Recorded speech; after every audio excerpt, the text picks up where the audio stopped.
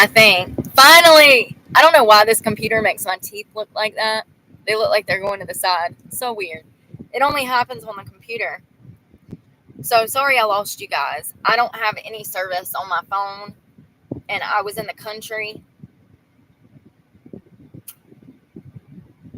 Sorry, I'm answering some of these comments. So I was at Planet Fitness, and this random man rolled up on me. He said that he would change my oil, and that I could clean out his car for money.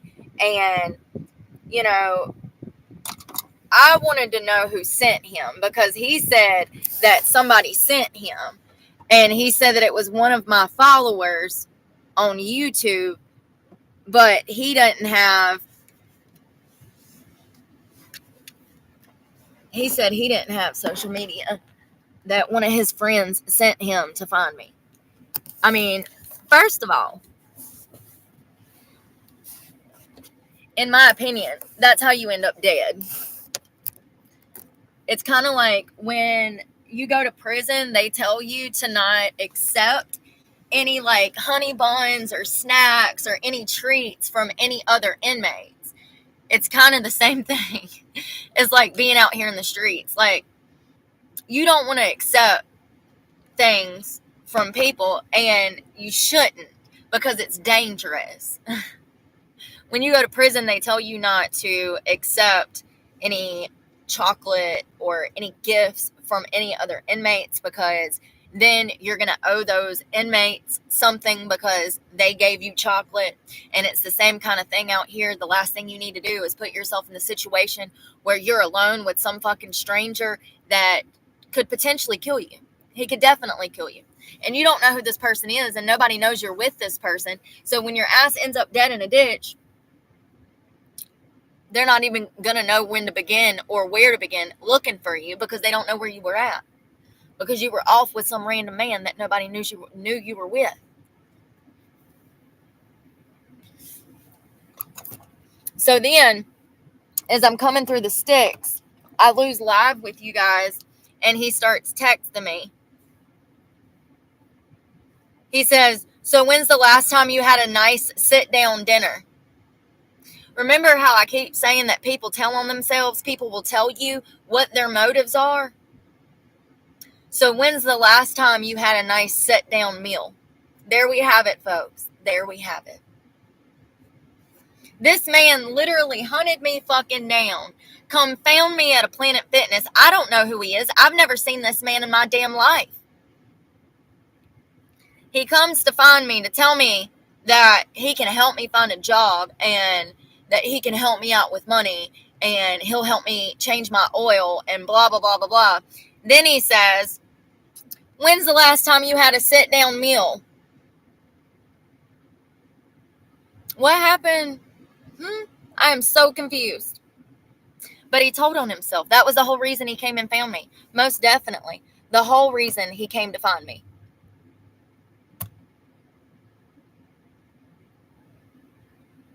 People are so grimy. Grimy. There it goes. There's our answer.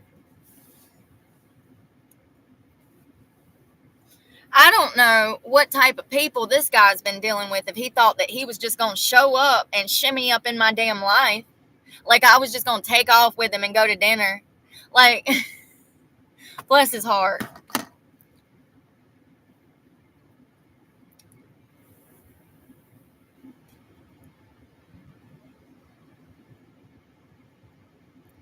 And this is a prime example of everybody that comes into my life trying to put me back into a box and do the same things to me that the previous person has done.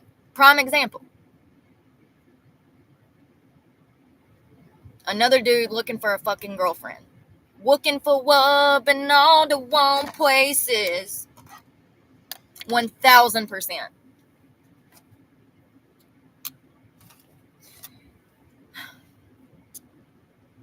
But in his head, he's trying to help a girl. Cut me a fucking break. So sick of everybody being the fucking same.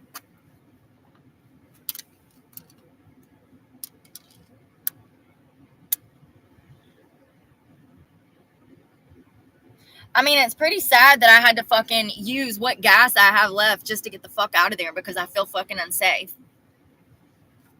Because I got random fucking strange men coming up to me in public trying to fucking use me. And hell, I don't know, kill me. I mean, you don't know. Like I said, this is exactly how girls go missing. You put yourself in a bad situation. I'm sure there's a lot of girls not being homeless, not living out of a car that would have said, hell yeah, I'll go to dinner with you. You can change my oil. I'll do this for you for a little bit of money. Like, I'm sure there's lots of girls that would say that and do that. But I'm not that fucking girl. And I think that I've made it very clear that I would rather starve than suck a dick. It's just people, it's not clicking because they're that fucking weird that they don't know what no means. And it's crazy to me that this man fucking come and found me. I mean, it's absolutely crazy.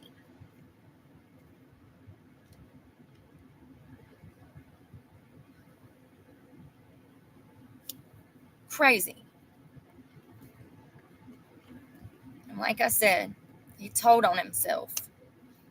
The motives. You know, and here, let me show you something.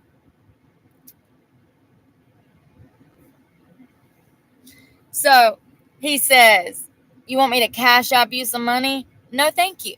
I don't know you. No, I don't. Like Apple Pay. I can send you some cash app or Apple Pay. No, like now I'm ultra fucking freaked out. No, like, no. Where did you come from? Who are you? Like, I don't know who the fuck you are. It's so weird.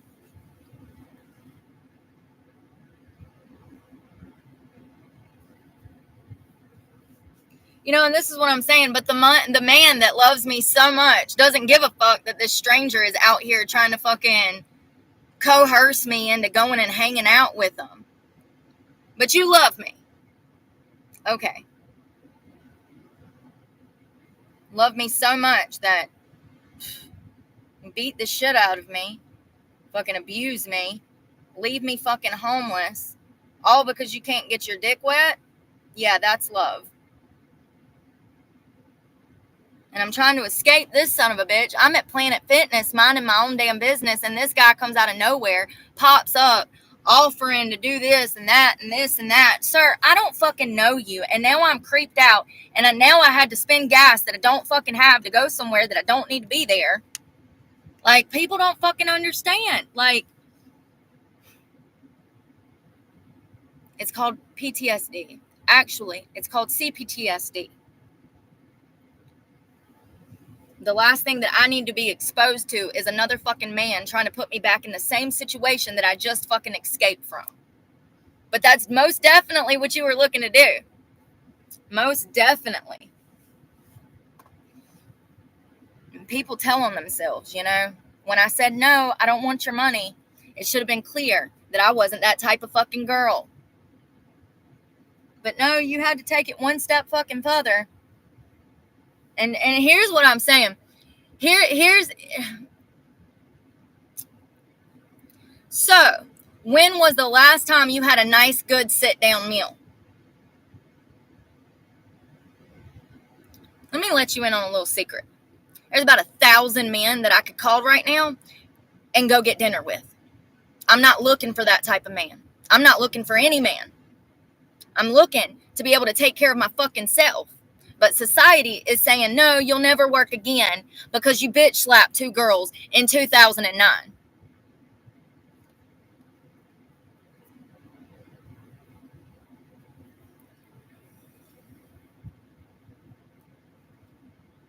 A sneak racist. Oh, God. Bitch, the only racism I've ever seen is black women treating me like shit because they're not comfortable in their own skin. Yeah. I just had to tell you before I blocked you what actual racism I've experienced. I've never been racist to anyone. And quite frankly, I face racism. And it's usually from black women, if I'm being honest. Usually, most of the time. Thank you, Caroline. I know one thing, trusting strangers that randomly come and hunt me down off the internet is not the thing to do. That is literally how you end up dead in a ditch, missing. Like, I don't understand the frame of mind of people. I would feel like a complete piece of shit to go seek out some woman that just escaped an abusive situation. A woman that already feels unsafe having to live out of her fucking car. The last thing I would do is go up to this woman and try to ask her out under the fucking radar. Because let's not forget, the first thing he said was, if you get real low on gas before I get back, let me know and I can send you Cash App or Apple Pay. I said, I'm okay for now, but thank you. I said, I'm going to be working out. And like I said, I went in the gym to try to work out and I couldn't do it. I kept thinking about my truck. I kept thinking about, what if this motherfucker flattened my tires? What if he fucking steals my medicine? What if he busts my windows out? What if he tows my truck? Like, I don't fucking know. You cannot trust people. He said I needed to work out for him. I said, you probably get a nice workout lifting all of the machinery you do, because he says he's a mechanic. I said, there's always room for improvement, blah, blah, blah, blah, blah. And then he hits me with, so when's the last time you had a nice sit-down meal? And once again, he come and found me at hey, Vibrant Die. I was at a Planet Fitness, about to walk in. I was on live. I get off of live. I hop in the back seat. I'm packing I might have been in the back seat, but I'm packing my dance bag and I hear a knock on the window. And I'm like, that's weird. I look out and it's this random guy that I had saw pull up previously. And he's like, hey, I don't follow. He says, are you this girl from YouTube? I said, sometimes.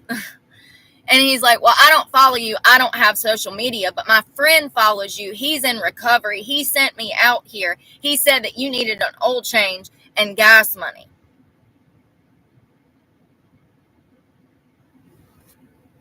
Then I said, well, I'm about to go work out. He said he had to go to Emerald Isle for something and that he was coming back. Hence, he said, if you run out of gas before I get back, let me know. I'll cash up you some money. And I said, no, thank you.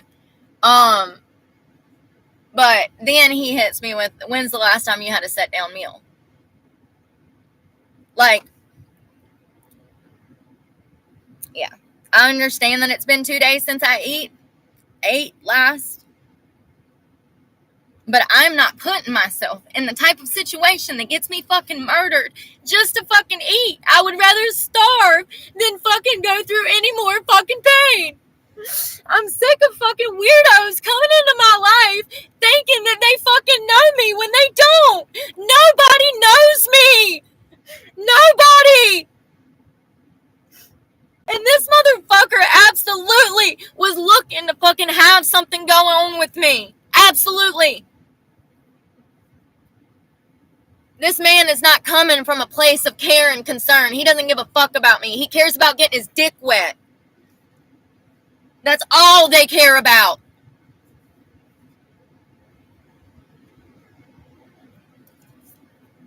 This motherfucker has some fucking nerve to come find me when I already don't feel fucking safe. I'm in a whole nother fucking state. And you gonna roll up on me? I should have maced him. I should have fucking maced him. The next motherfucker that rolls up on me is getting maced. Point blank fucking period. I'm literally escaping the exact situation that you are trying to fucking trap me in. And you think I don't know? You think I can't see it? Y'all really stupid. Stupid. Straight stupid. When's the last time you had a sit-down dinner? The last time I bought myself one? Like, sick. It's sick. This is exactly the type of people that I'm running from that are fucking out here hunting me down. Sick. Oh, I'm in recovery. Bullshit. Bullshit.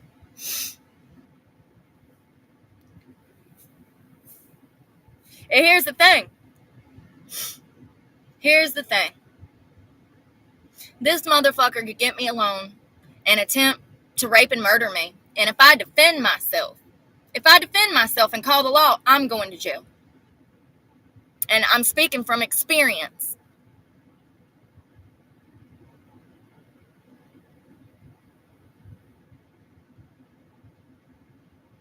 If I even attempt to defend myself, I go to jail.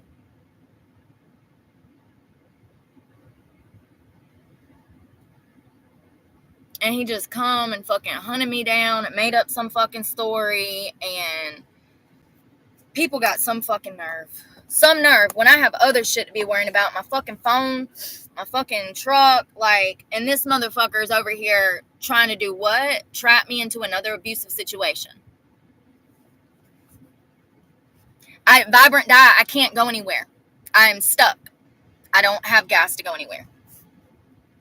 And there's no club to go work at. I've been stuck for 3 days. This is what I've been doing for 3 days, sitting. Because I'm stuck. And I am 82 miles till empty. And once that runs out, then I'm going to be stuck. And this guy knew that. He saw this. I've been talking about this for 2 days. And he saw this and absolutely came and found me. I wonder how far that motherfucker drove from. I bet he ain't even from this fucking area.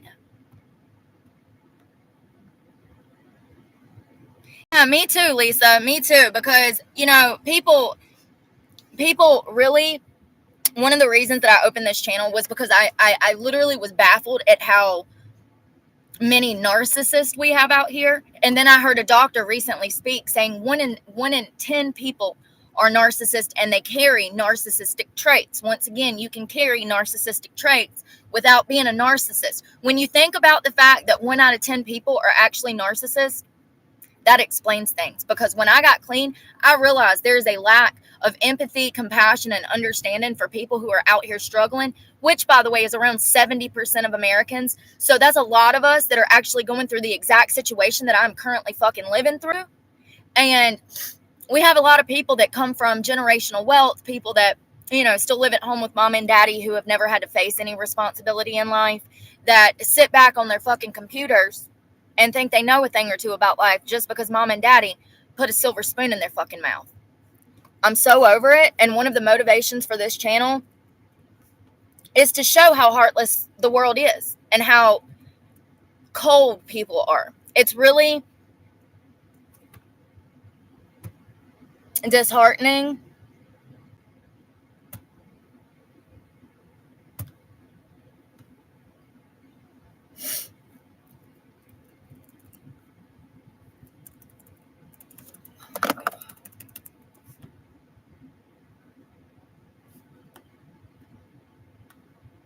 Oh, there we go.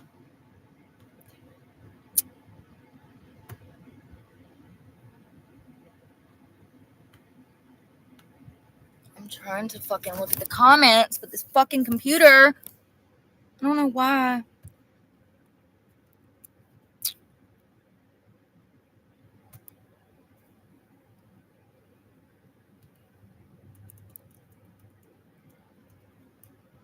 Not everyone is out to get you. Okay. Did you have some random fucking stranger roll up and on you, knocking on your fucking house? Like, what the fuck are you talking about? People are so stupid.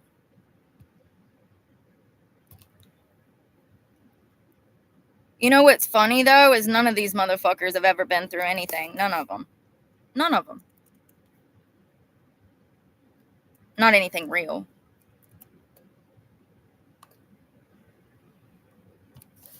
But fucking to roll up on somebody who's already, like, down on their fucking luck, trying to act like a savior when you're really a fucking pervert in disguise is fucking disgusting. What if I wasn't headstrong? What if I was some 22-year-old girl?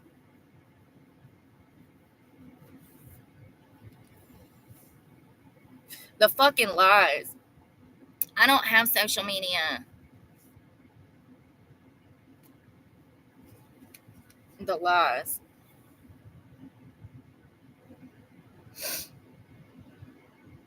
I'm so surprised that I found a McDonald's with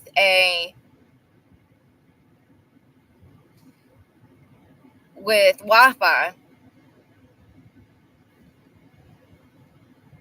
When you go to damn over a dozen different locations and there's no Wi-Fi between the Starbucks and the Wi-Fi, I mean, in the McDonald's, it's a pain in the ass.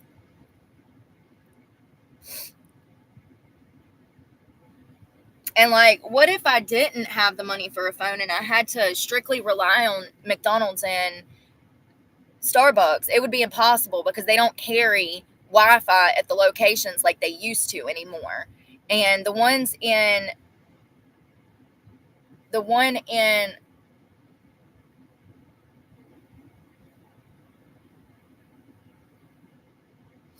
yeah, it is, Lisa, to just roll up on some woman. And then and here's the thing. He kept saying, oh, well, you can clean out my truck and earn some money. Like, who the fuck do you think you are coming to me, telling me that I'm going to fucking... Who do you think you are? Who do you think you are? I mean, and not to mention, he's right at my fucking door. He literally could have reached out and grabbed me the fuck out and took off with me, and I wouldn't have been able to do anything about it. No, I would have fought like hell. He would have remembered. But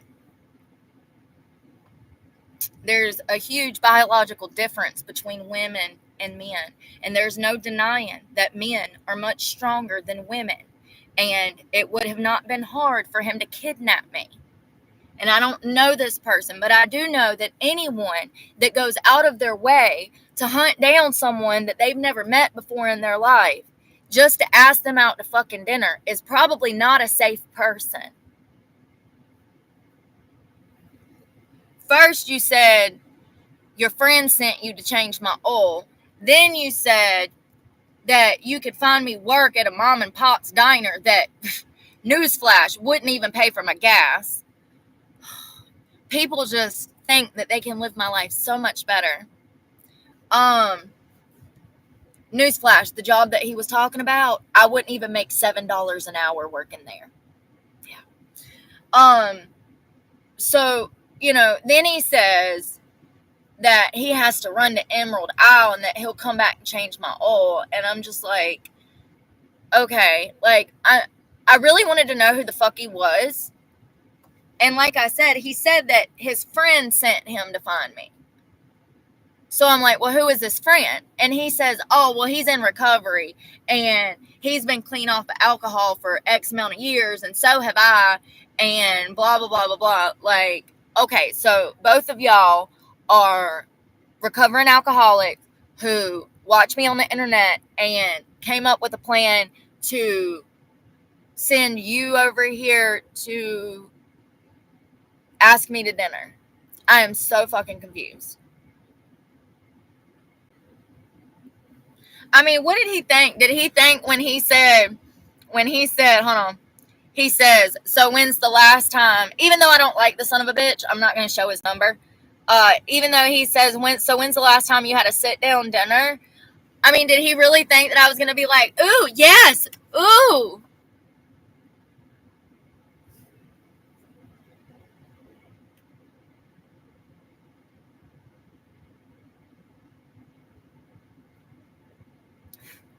People are unbelievable. Unbelievable. And they will absolutely put you in the position to be harmed if you let them.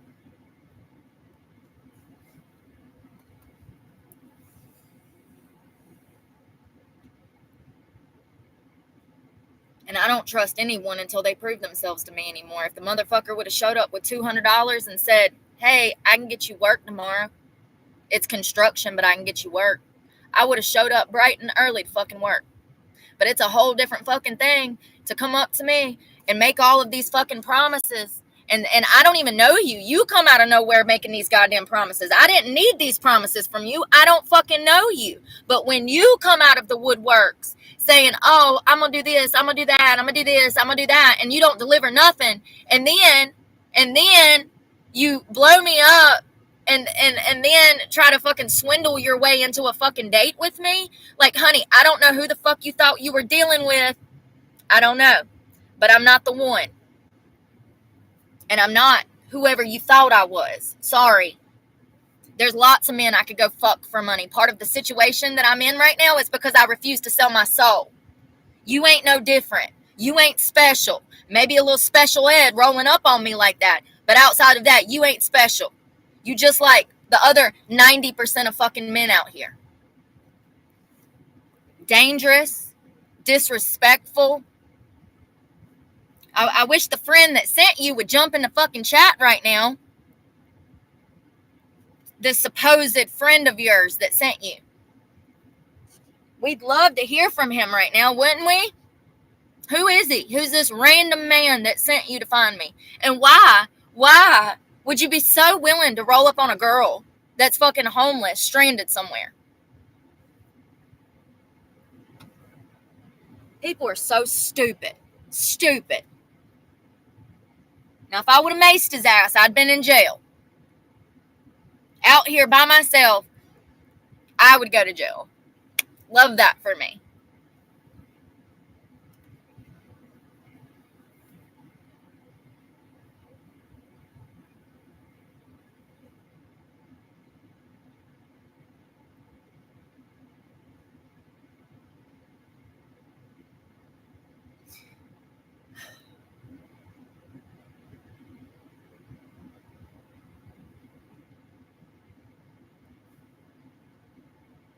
YouTube has a mind of its own when it comes to like the creator end of the app. There's an app that we have to download as a creator. It's so weird. It's so touchy. It works half of the time. I'm really surprised that I'm on Wi-Fi, but I'm grateful. I don't know what I'm going to do at this point. At this point, I'm 82 miles till empty, and I'm going to be stuck here until they either tow my truck or something major happens. I mean, you know, it's amazing to me how many people are walking around right now that just allow their civil rights to be walking on because they're so desperate to make a dollar or two. I'll be damned if I work for any strip club that's taking my damn car keys. When you make this truck payment and you fill this bitch up with the $2,000 a month that I spend in fucking gas, then you can damn have my car keys. But legally speaking, I cannot give you my car keys because I have medications and all of my personal property in here, and y'all are crackheads. Y'all work at a strip club. Y'all are crackheads. I can't trust y'all. It's really crazy that masters would even assume responsibility for these girls' keys. I mean, it's more of a headache than it's worth. You would think that they would just require these girls to stop drinking so much and they would stop over pouring. But what do I know? I guess punishing all of the dancers instead of having control over one or two is the right approach. I mean, and this was literally listed in a lawsuit. Let's not forget that there was a girl that won $1.5 million because Masters treated her like an employee rather than a girl that was on a 1099. This car key issue that they have was listed in the lawsuit.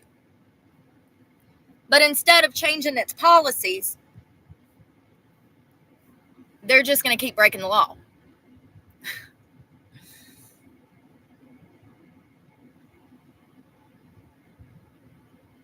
And I knew this was coming because I've been fighting for fucking a year to make these truck payments. You know, every job I go to, they're trying to coerce me into prostitution. They're trying to take my car keys to my home. I'm not giving my car keys up to crackheads, people who have obvious drug addictions. I'm sorry, I'm not being funny. I'm being serious. But, you know, I knew it was coming because it's been like this every month. Every month I'm going without eating. Every month, you know, part of the reason that I lost 70 pounds in a fucking year was because I haven't had the money to eat. Like, I've done the best that I can, and it sucks that I'm this far behind. And it sucks to be such a good person and constantly get kicked down. And it's much easier to do bad things and break the law, and it's much easier. It really is. It's so much harder to do the right things in life. But I'm here now, and I'm doing what I need to be doing, and I'm not turning back now. And if I have to lose everything and be walking down the road with my property in hand, I guess that's what I'm going to be fucking doing. Ain't nothing going to change. I'm still going to be on here running my mouth.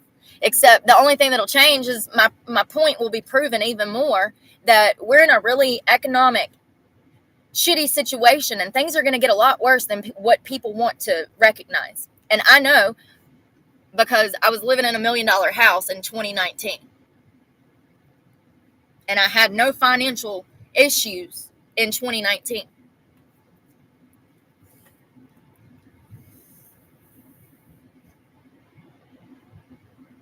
To go from living a life of luxury and shopping and Starbucks and lavish trips to go to this, I've seen both ends of the spectrum. I've lived both ends of the spectrum. And things are going to get worse. A lot worse. There's already cracks that are starting to appear.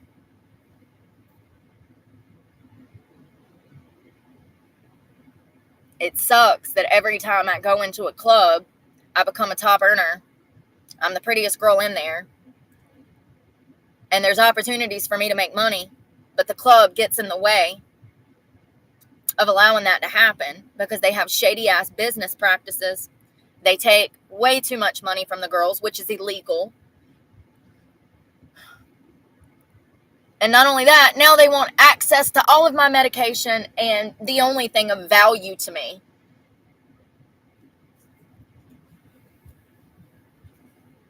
There's a really nice club that I used to work for at Hilton Head, South Carolina. Shit, at this point, I can't even fucking tell y'all where I am. I gotta change something because now I'm scared. There's several clubs that I could go to in the South Carolina coastal area, but I don't have the gas to get there. And that's the same situation that I've been in for 3 days. It's like, I can go work, but I got to go now, because if I don't go before Thursday, then I can't work, because clubs only hire Sunday through Thursday. So if you don't, and some clubs don't even hire Thursday, Friday, and Saturday. Some clubs don't even hire on Thursdays. So I've been setting for 3 days, asking the same ex-boyfriend if he would send me money so that I could get there. At this point, if I would have left Monday, when I knew that this car key issue was going to be a thing, if I would have left Monday to head somewhere else to dance, there's a good chance that I could have already made my truck payment. But because I've been sitting here since Monday, it looks like this is going to be the end. Like, I'm going to sit here until they come and tow my truck and kick me out of it. You know, my hands are tied. And here's the thing. Here's the kicker. Here's what really grinds my gears. If I went home right now and relapsed on drugs, I would have thousands of dollars given to me.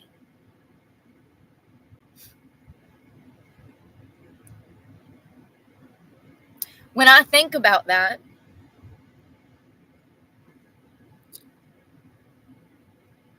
I'm reminded that I made the right choice by leaving the people that put me in this position.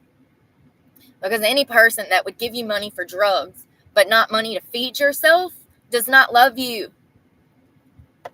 And for many years, I thought that these people keeping me full of drugs loved me. I really did. And then I got clean. And that's when the real problems started. I remember my therapist one time, when I was in active addiction, gave me a wheel, and it had 8 different types of abuse on it. And I remember going through that wheel and looking at it and realizing that my ex, the specific ex that I'm talking about, had put me through every single one of those abuses. It was financial, sexual, physical, emotional, mental. And then at the bottom, it described how going through one of these abuses would take a toll psychologically on you, to the point to where you could have health problems.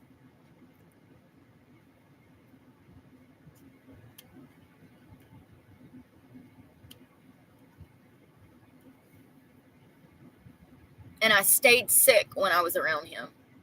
Both of my abusers, my uncle and my boyfriend, every time I was around them, I was physically ill, and I could never figure out why. Just the sight of them, their name, would cause a physical visceral reaction in me. And that is my body warning me that these people are evil. Subconsciously, I know it. But when you're counting on these people to feed you and house you, you want to see the good in them because they've blinded you with money and drugs. And the reality is, at any point, I can go get my truck payment paid. I can go get food. I can go get more money. But it comes at the expense of killing myself with drugs.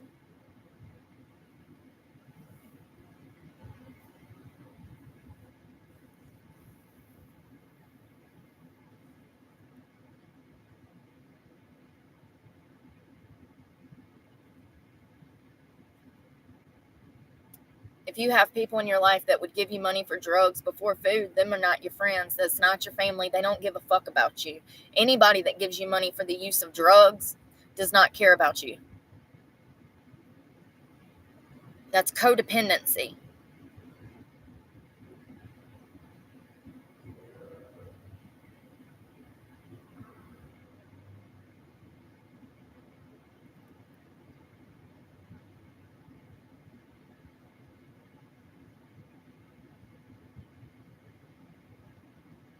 I never envisioned that I would start a channel and the same people that I was running from would become my followers. But look where we are.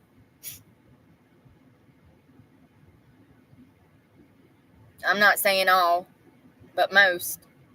80% apparently.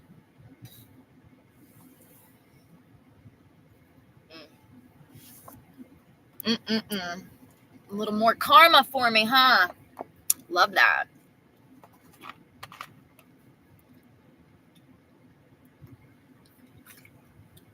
Y'all, can I tell y'all the type of social anxiety, panic, fucking death that I would have if I even thought about hunting down somebody off the internet? Now, I knew that there was going to come a time where I would have no fucking privacy, that I would run into people I know. Remember I told you that I was in the gym a couple of weeks ago and there was a girl in there and it was so weird. It was like she knew me. Like I felt so comfortable around her, and she had such a sweet presence that I don't know, there was something about her. I just felt like I knew her and I felt like she knew me. And I kept saying, like I think I said on here, I was like, I think this girl recognized me at the gym because ooh if I slow down, I know I talk fast, y'all. I always have. I can't help it. I'll try to slow down. So she comes up to me and she's like, hey. And I'm like, hey, because it's rare. Usually when I'm in the gym, everybody treats me like shit. So first of all, the eye contact surprised me. Then she says hello. And then she steps closer towards me, like welcoming the conversation. Okay. All of these are weird. And I'm just like, okay, hey, like, and I think I've even said on here, like, if I see you in public, hey, like, say hey, like, but anyways, she starts talking about how she could barely get through her workout, how she wasn't feeling the best. It was that time of month, blah, blah, blah, blah, blah. And I'm like, girl, I feel you. I was like, I think I said I just went through mine, or it's really hard when I get mine to keep pushing in the gym. And, we chatted for a minute and then I walked away. And then later on, I ran into her again and she's like, yeah, I just called my boyfriend to come and get me. She's like, I really just can't do it today.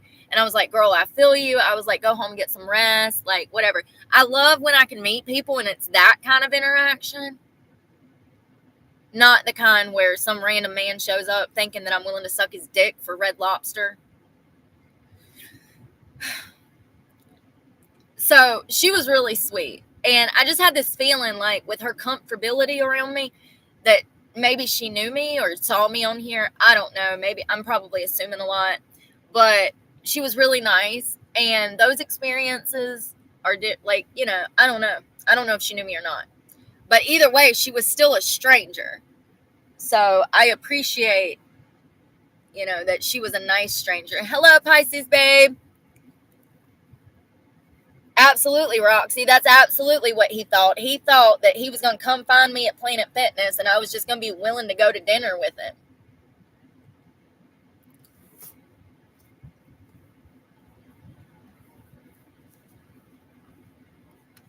You know, a lot of my time, a lot of my life has been wasted by people that I gave the opportunity. And that is my own fault. But there comes a point, well, there should come a point where you realize that you can't be out here giving these motherfuckers the opportunity, because that's the opportunity that they will snuff the life out of you and leave your body in a ditch. It happens every day. Every day. And people can call me paranoid, but I'm here to tell you that part of the reason that I'm still alive is because I've been paranoid. Call it what you want. I call it intuition, honey. I'm sorry you don't have one. Wouldn't it be nice to have something on the inside that lets you know when there's danger around? Intuition, gut feeling, sixth sense, ESP, whatever you want to call it. I got it, baby. And I can see things coming from miles away. And when this guy showed up, I knew that his intentions were not good. I'm not that fucking naive. I knew that there was more to the story. You know how I knew? Because of all the broken promises. I just met him 30 seconds ago. He's done promised to find me a job, change my oil, and fill my gas tank up. Do you know how many of those promises he kept before he headed off?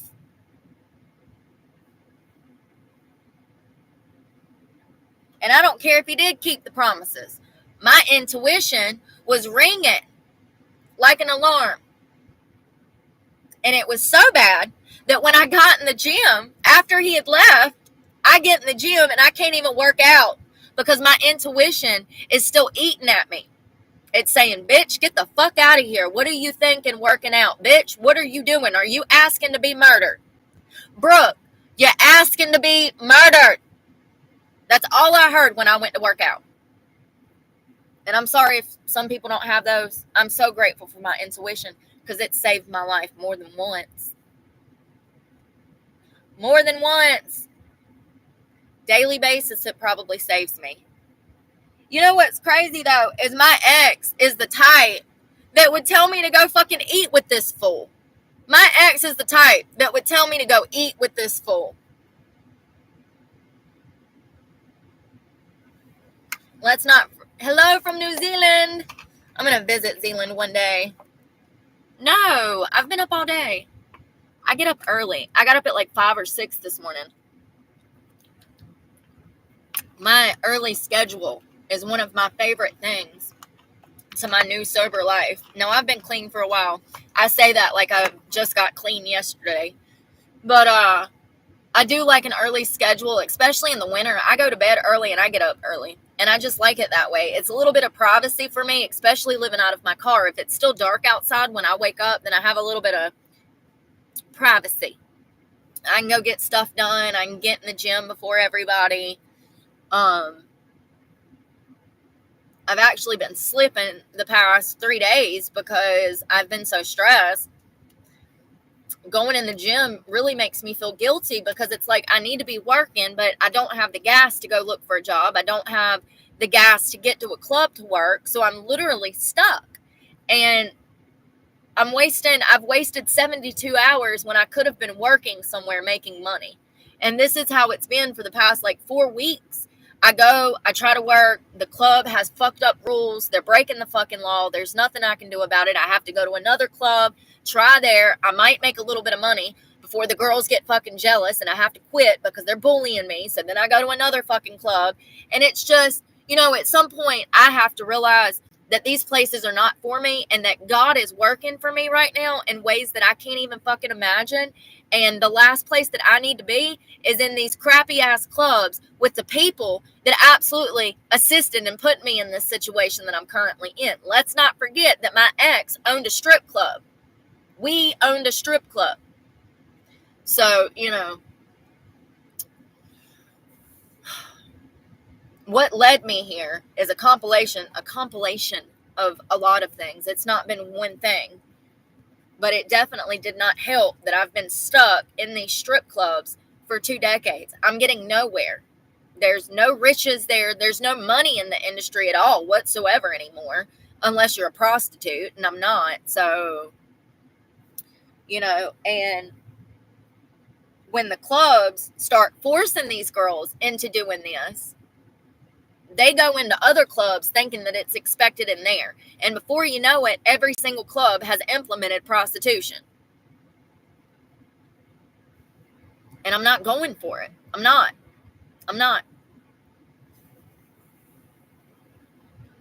That road brings nothing but misery and drug use.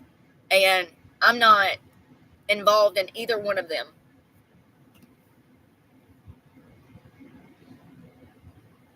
A rookie? You're not a rookie.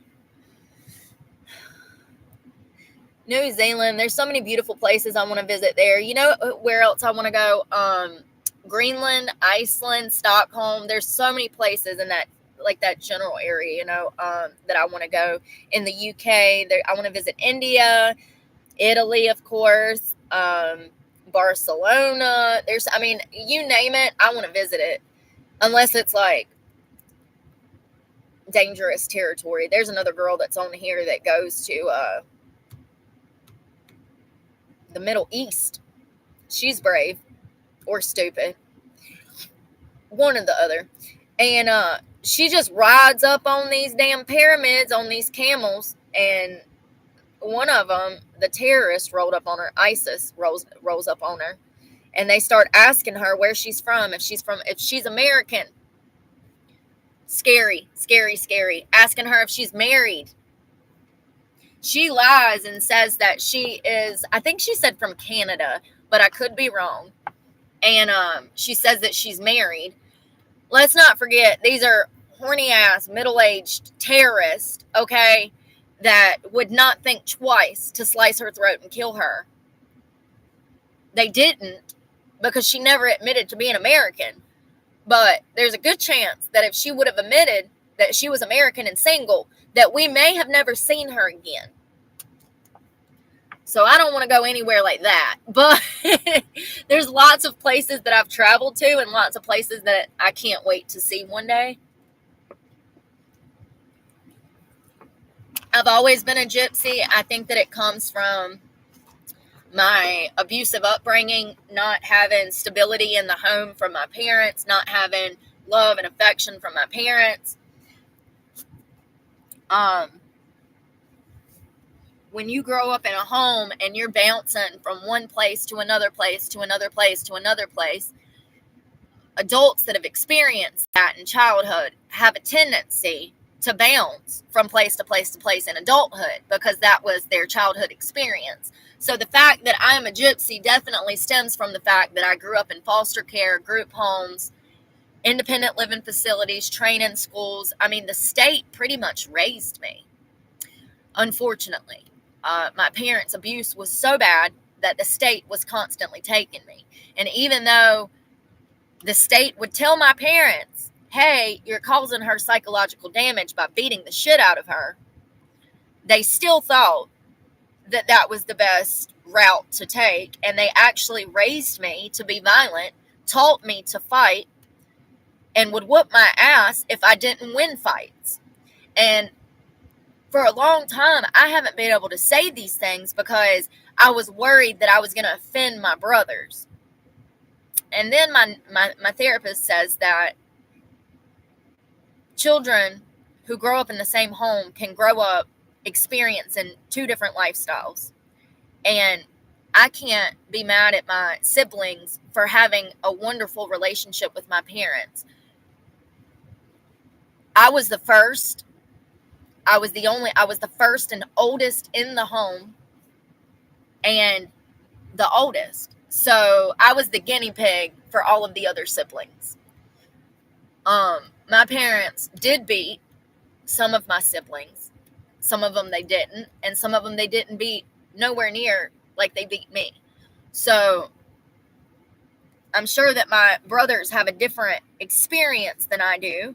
And they would say things differently. However, none of these siblings ever went into foster care, temporary foster homes, group homes, or training schools. None of them ever went into any facilities. I was the only one that went into any foster homes. So now in my adult life, I find that interesting.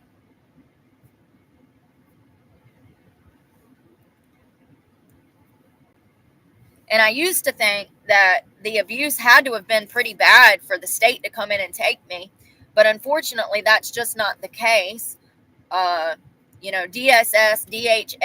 DHS, whatever you want to call them, they're a horrible organization. They are a government agency, and they are the devil, and it does not take anything to take away a child from their family. Nothing.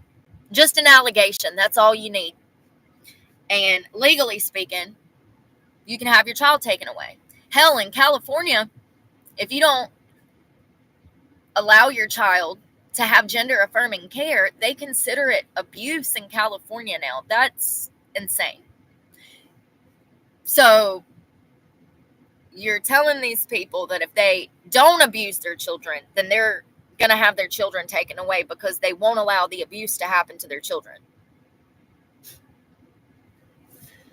I'm so glad that a lot of us southern states are finally over this bullshit. Okay, we're putting laws in place left and right, and I'm grateful for that, because the children are literally the ones that are getting hurt by all of the chaos from the fucking adults. Adults, remember back in the day when adults knew right from wrong? They were the ones teaching the upcoming generation how to behave and do right from wrong. It's not like that anymore. We have adults out here that are dangerous, very dangerous.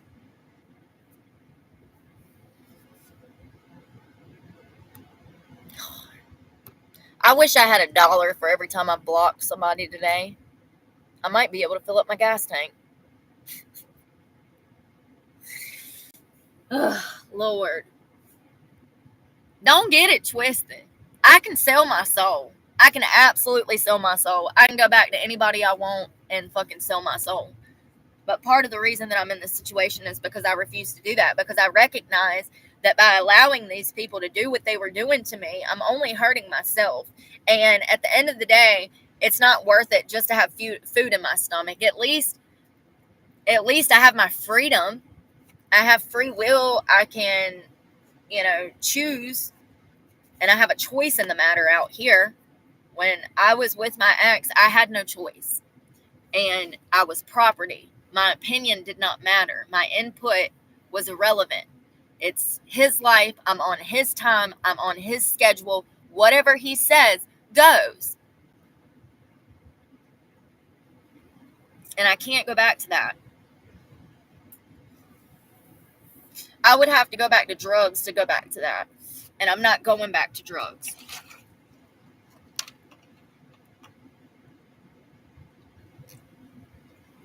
I cannot believe this son of a bitch hunted me down. Well, at least I know now that I can't even tell y'all where I'm at. I guess I can say the state, but I can't say in what area, because obviously this weirdo, and I'm not even trying to be mean. It's like people don't put themselves in my shoes. I'm proud of myself for being nice, though, because I could have been really mean. And I probably should have been, so that he knows that he shouldn't be fucking looking for girls off of fucking YouTube and hunting them down. Crazy. Absolutely crazy. You know what's even crazier is I was on live with you guys, and then he texted me and says, "When's the last time you had a nice sit-down dinner?" When he said that, I was like, oh, there's his motive. He's looking for a fucking girlfriend. There's his motive. We got it. I caught it. Caught that fucking motive. And this is what I mean when I say, pay attention to what people say, because they will absolutely tell you what their motives are. And it benefits him none to change my oil and give me money. It benefits him none. Unless he's getting some ass at the end. So don't be naive, baby. Don't be naive.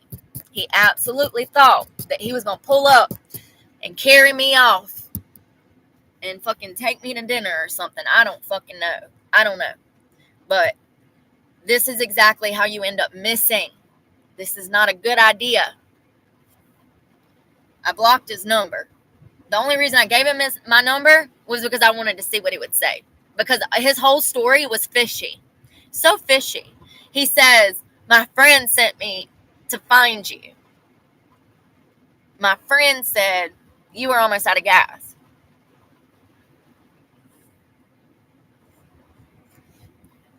And I said, well, who's this friend? What's his name? Who's this friend?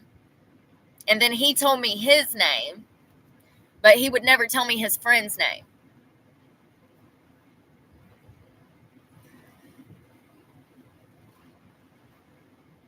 I'm going to cut my car off because I only have 76 miles till empty. You'll see that?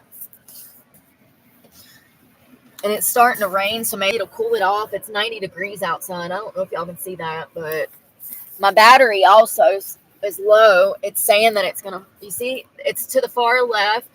It's at like 14, but it's below the 14. If it drops below that one line, then I have to unplug everything because my battery will fucking die. And I don't have $80 to get a tow truck out here to fix anything if something happens. Ugh, fucking stress. And I haven't eaten. Day before yesterday, I made me a pasta salad. I had like $8 on my food stamp card. I went into Walmart and I got me one of those like pastas, and it has like olives and chicken and stuff. I don't eat the chicken out of that stuff, but I did eat the pasta and the tomatoes and stuff. And that was the last time I had a whole meal. That was night before last. And then last night I woke up at like 2 o'clock in the morning. I was starving. I had some crackers, so I ate some crackers. But that's the only thing I've had since Monday. Since Monday night.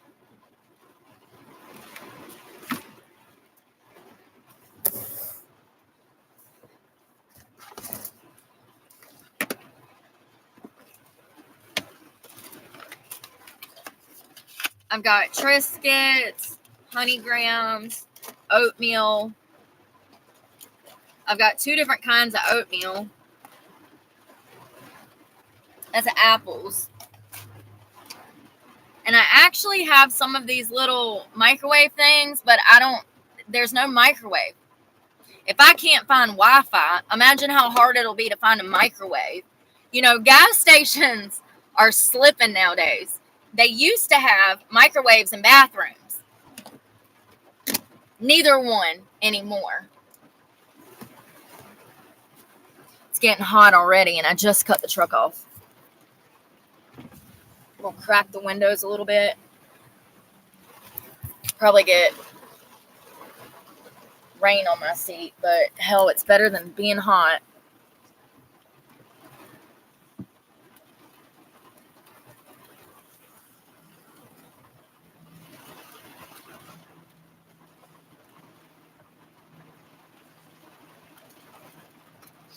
Sorry, I'm trying to move that seat up so I have room to get this other box out.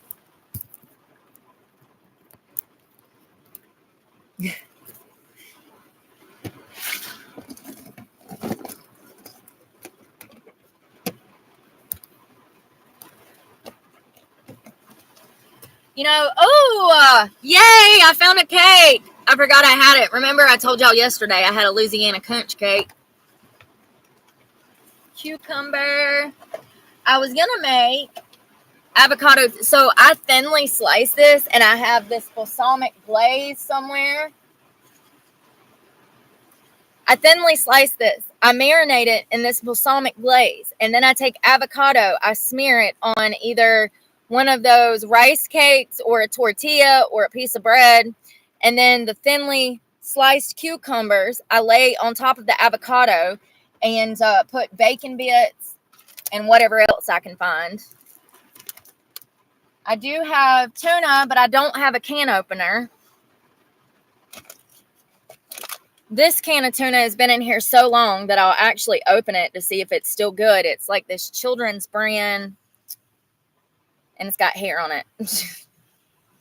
Of course it does. You'll be finding that shit everywhere. It's supposed to have corn and sweet corn and tuna, but it's been in here for like 3 months. So there's no telling if it's any good. I've got some pineapples, oodles and noodles, and rice. Most of these things are microwavable, and I don't have a microwave. So, like, all of the food I have, either I don't have a can opener or I don't have a fucking microwave. And I want to open this to see if it's good, but I'm not hungry right now, so I'm not going to open it. Maybe if I can remember, we'll see if it's still good 3 months later after being in all of this heat. I'll have to open it one day. And that's all of the fucking food I have.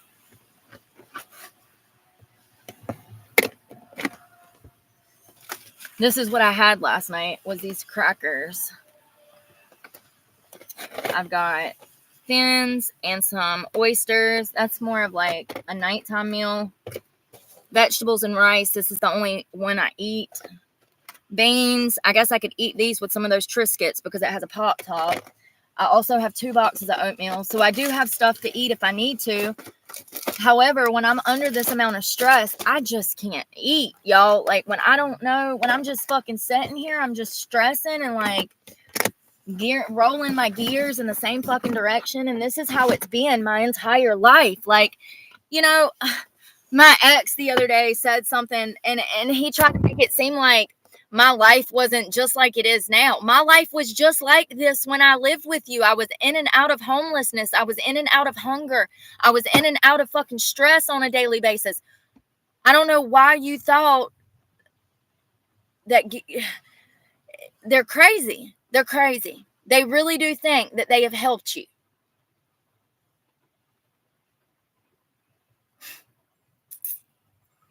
Everything that I'm facing right now, I went through when I lived with both of my abusers.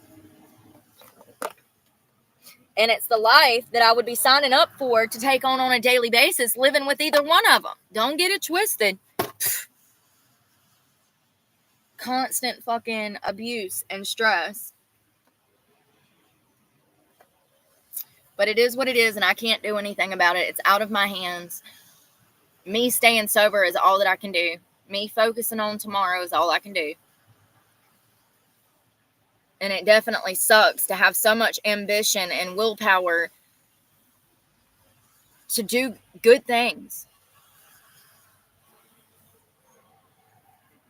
and constantly be kicked back down. And hell, my record's so bad, I don't think I'll ever be able to find another job. I really don't. They have made it impossible. And for me to have spent the amount of money that I've spent looking for a job and still not have any hopes of getting one is unbelievable. I can't imagine what it would be like if I was black. And I'm just being honest. I can't imagine. I know what I'm facing being white and trying to find work. I can't imagine being a felon and having, I don't know, attempted burglary or robbery charges on your fucking record. That's actually very common for men. Burglary, robbery. But I couldn't imagine being a man of color, having a record, 1 robbery or 1 assault charge. You'll never work again. You'll never work again. And I'm saying this as a white woman who was in the exact position with just lighter fucking skin. I can't find a job. And they are essentially telling me, no, girl, we'll never hire you. It'll never happen. You are unhireable. You will never have a job. You'll never be able to support yourself. And matter of fact, you might have to turn to prostitution just to fucking eat. I refuse. I guess starvation will be the cause of my fucking death because I refuse.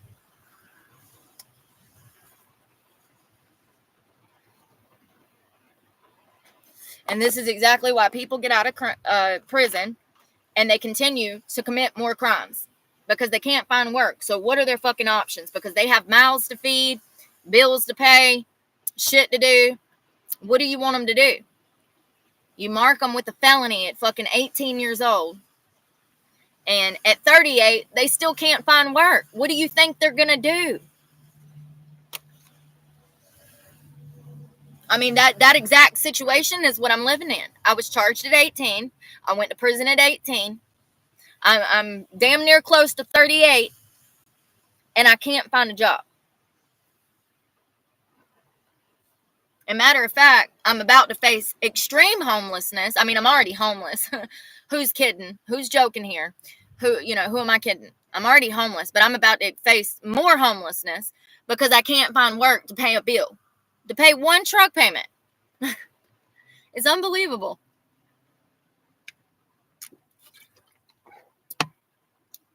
I just think that it might have been important for my parents to have these conversations with me, but what the fuck do I know?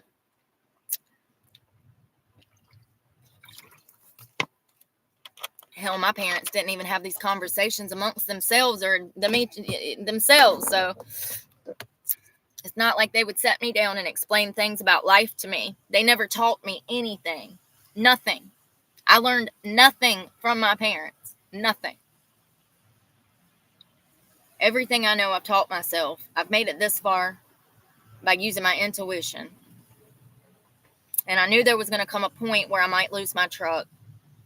I've faced reality and I've fought.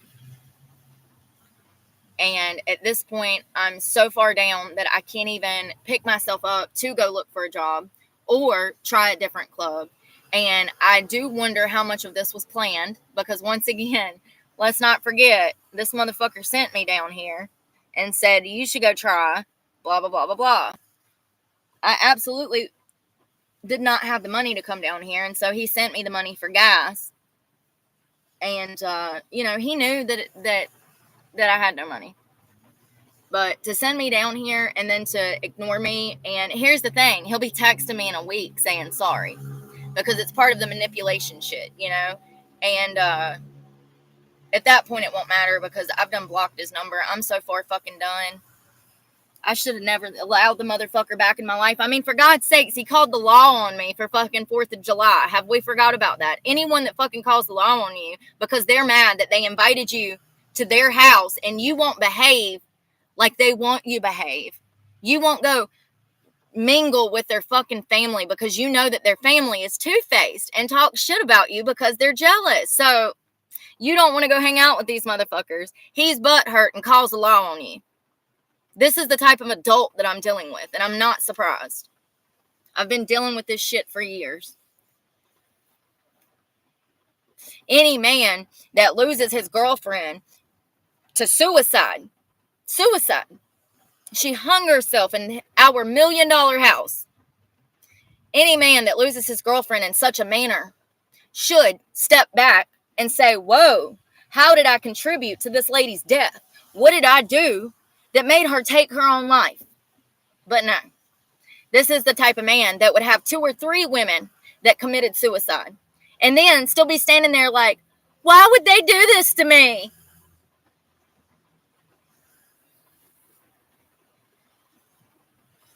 Why would they do this to me? Like he didn't financially abuse them to the point that they did it. This is a woman who was trapped, living in this beautiful $1 million house years before I would. Her name was Tish. She was beautiful. She looked like Julia Stiles, identical. They could have been twins. Gorgeous, much prettier than I will ever be. She had 2 children, a small boy and a small girl. And they were living with my ex. And she was running the club, and he was bouncing back and forth between Washington, D.C. and North Carolina because he also works for the Pentagon, even though he had a huge coke problem. Don't get me started. He swears he's clean now. I don't know. So she is in this beautiful house. He has complete control over her finances to the point to where she knew she had no out. She's got these 2 children that is going to this school district where this home is. It's not like she can uproot her life and just take off to Virginia with her family. Her family was not welcoming of her because she was with this guy to start with, and they knew that he owned a strip club. And she gave him her all. She moved in. She started helping with his business. She transferred her children's school to be in that district so that they could also live in this $1 million house with her. And things were all hunky-dory, I think, for the first 5 years. And before you know it, he's done got her strung out on coke. She couldn't even wake up and get her school, her kids on the bus without having to do coke first, and so they're living the high and mighty lifestyle, fast cars, money, and drugs, and they're fighting all the time. Anytime she would not comply with anything he wanted, he would take her work shifts, leaving her penniless. Let's not forget, she's riding around in his car with the tags in his name, living in his house with her kids there, working for his business. And anytime that they get in an argument, he takes her work shift and leaves her setting with no money. And she has 2 children. No one will ever convince me that this woman that took her life was happy in that situation. I think about her all the time, and I don't even know her. But I do know her. I know what she went through being with him because I've been there. And I know what type of person he is, and he's not a good man.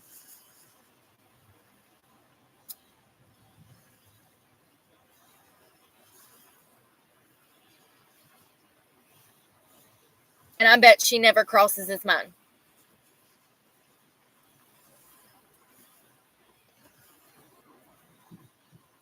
Disposable. She was completely disposable to him. And matter of fact, he got rid of all of her shit. He shipped her kids back to Virginia to her family. And when I moved in 2 or 3 years later, there was not a sign of her in that house. Not a sign, not a picture, not an article of clothing. There was no signs that children and this woman had ever lived there.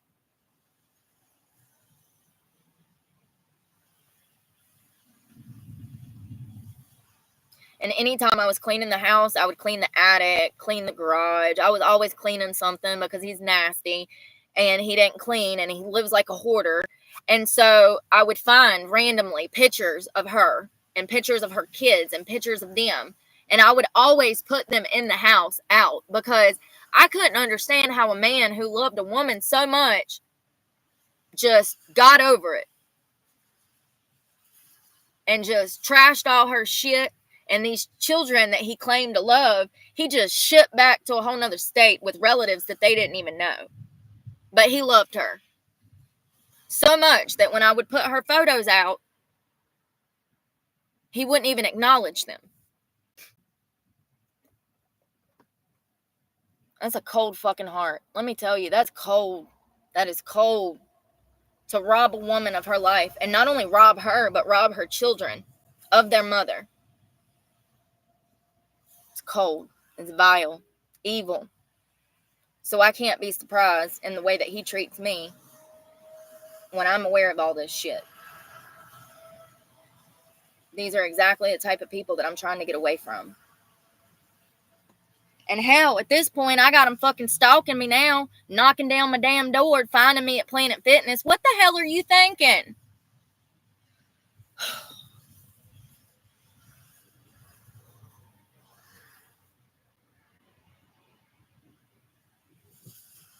People are so stupid.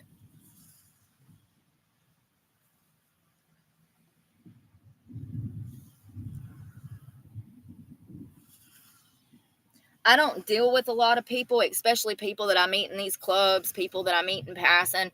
I don't deal with a lot of people because the majority of the time, people will absolutely fuck you over. They have bad intentions, and anytime that anybody is coming into your life, you have to step back and ask yourself why this person is trying to be in your life. More often than not, it's for their own fucking gain. And I know tons of people that would love to be in my life, but I don't want them in my life because I know that they're not good people. People get this idea that I'm alone because I don't know. They get this idea that I'm alone for a specific reason. I'm alone because I choose to be alone because I know that the majority of folks are not good folks and they absolutely will hurt you. And especially especially when they find out that you're not going to have sex with them. That really just sets something off in a man. And it's going to go one of two ways. He's going to be kind, or he's going to become an asshole and get physical. And more often than not, that's what's I've had happen personally. So the last thing that I'm going to do is put myself in a situation with a fucking stranger that hunted me down off of the internet, trying to come act as my savior, when in all actuality, he was looking for a fucking date.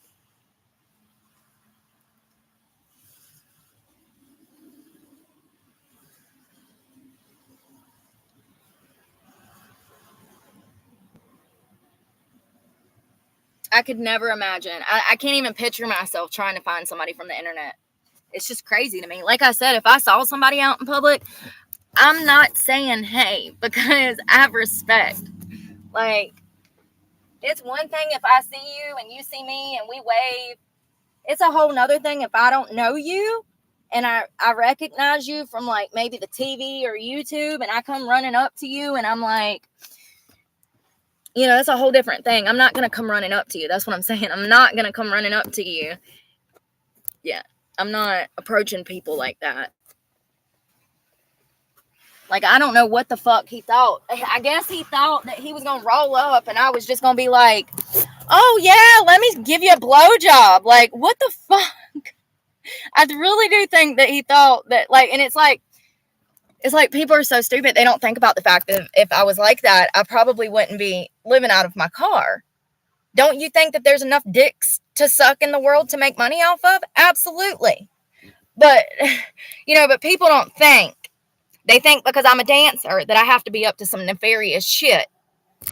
They don't think about the fact of what I'm saying. Like, they don't pay attention to the fact that I'm not fitting into these clubs because I refuse to sell my body. They're too stupid to think. Too stupid.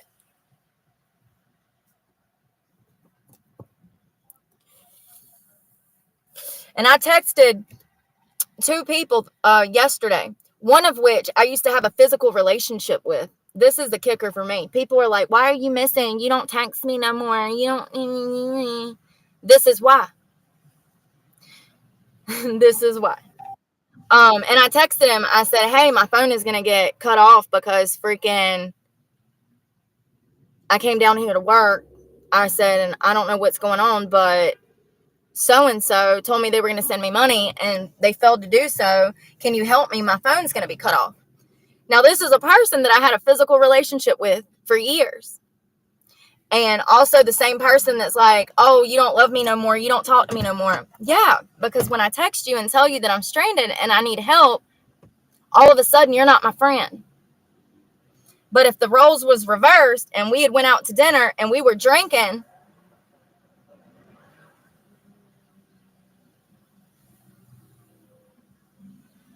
so let me get this straight.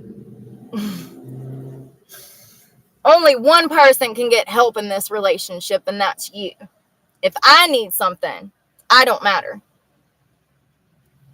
That's exactly what I'm talking about. Stay away from people like that. I don't care if it's a friendship, a family ship, a fucking relationship. When you are in a partnership with someone, whether it's a friendship or a relationship, you absolutely should be able to depend and count and rely on that person. Now, I'm not saying this person has to pay your bills. That's not what I'm saying. What I'm saying is this person should be there for you as you're there for them. The majority of my life, I've been there for everyone else and no one's had my back. No one's held me down. No one's fucking come to bat for me when I was being wrongfully incarcerated for crimes that I did not commit. Nobody had my back. But you motherfuckers want me to have your back?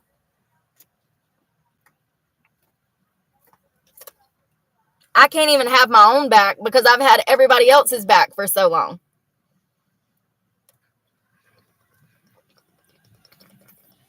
I don't think I've even had water today because of the stress. And this poor banana I was supposed to eat yesterday, I don't think he's, he feels firm. He doesn't feel mushy, surprisingly. I was supposed to eat it yesterday, but my stress has been so bad. Like, people are like, oh, you're so wound up. Bitch, first of all, I want you to go burn your house to the ground and then go total your car and come back and tell me how you fucking feel. And then you can tell me to calm the fuck down. When you've been 2 days without food, running on stress sleep, then you can come tell me how to fucking react. People absolutely are incapable of putting themselves in your shoes. And so I can't get mad at stupid people. I can't. If people are too dumb to recognize that I've been through so much fucking trauma that I'm literally running on fucking triggers, that's not my problem. Not my problem.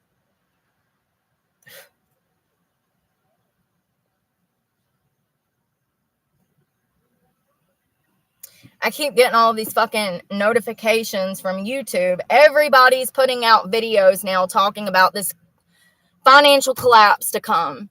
And I just find it interesting that they wait till this fucking assassination to start talking about it. It's like, why?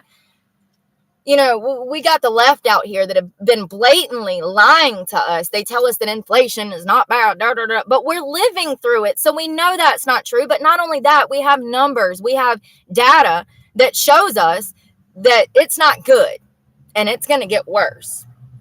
And it might be worse than the fucking Great Depression. And it's like there's been a gag order on talking about all of the things that we are all living through. All of a sudden, since the Trump assassination attempt, I have noticed that creators are now talking about this collapse to come.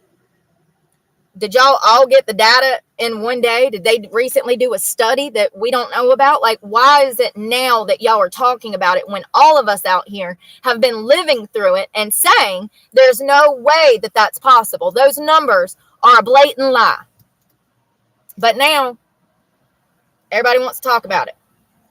And I've said this before, like I don't know how to put it into words, but I know what I know, and it's patterns. And I don't know how to tell you that I know what's to come, but there's no way that something bad is not going to happen when it comes to a financial collapse. There's no way that it's not going to happen.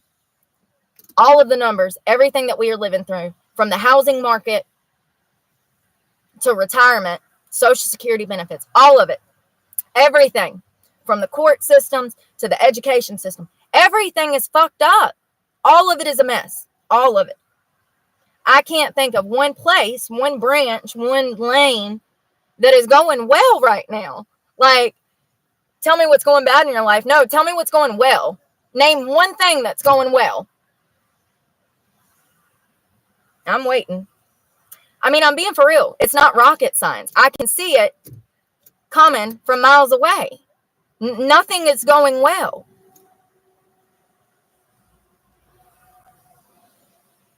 Everyone is financing their life on credit cards, in over their heads on mortgages that they can't pay now. We have more people going delinquent on new mortgages more than ever. People are signing for houses, and then 3 months down the line, they can't even afford that house no more. Well, they couldn't afford it when they bought it because they paid $150,000 than, what it's actually worth.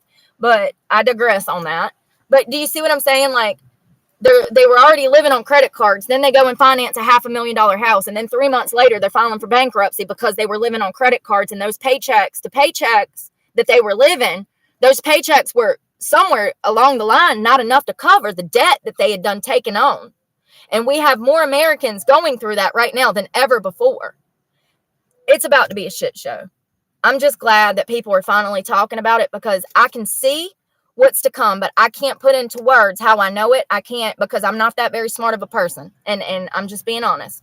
But I know what I know, and I lived through the 2008 recession. I saw what that did to people. That is nothing like we're living through now. People had savings back then. People had investments back then. Everything worked out.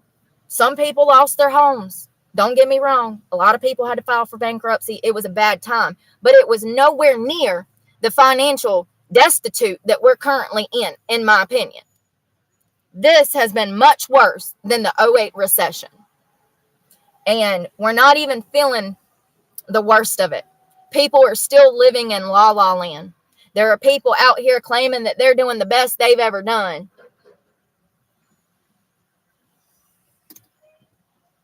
A lot of people live in denial. Okay, they float in that denial. They float in that denial. And here's another thing. If you are doing financially well right now, that's probably a sign that you got some shady ass business practices going on. Because no one I know is doing well financially. No businesses.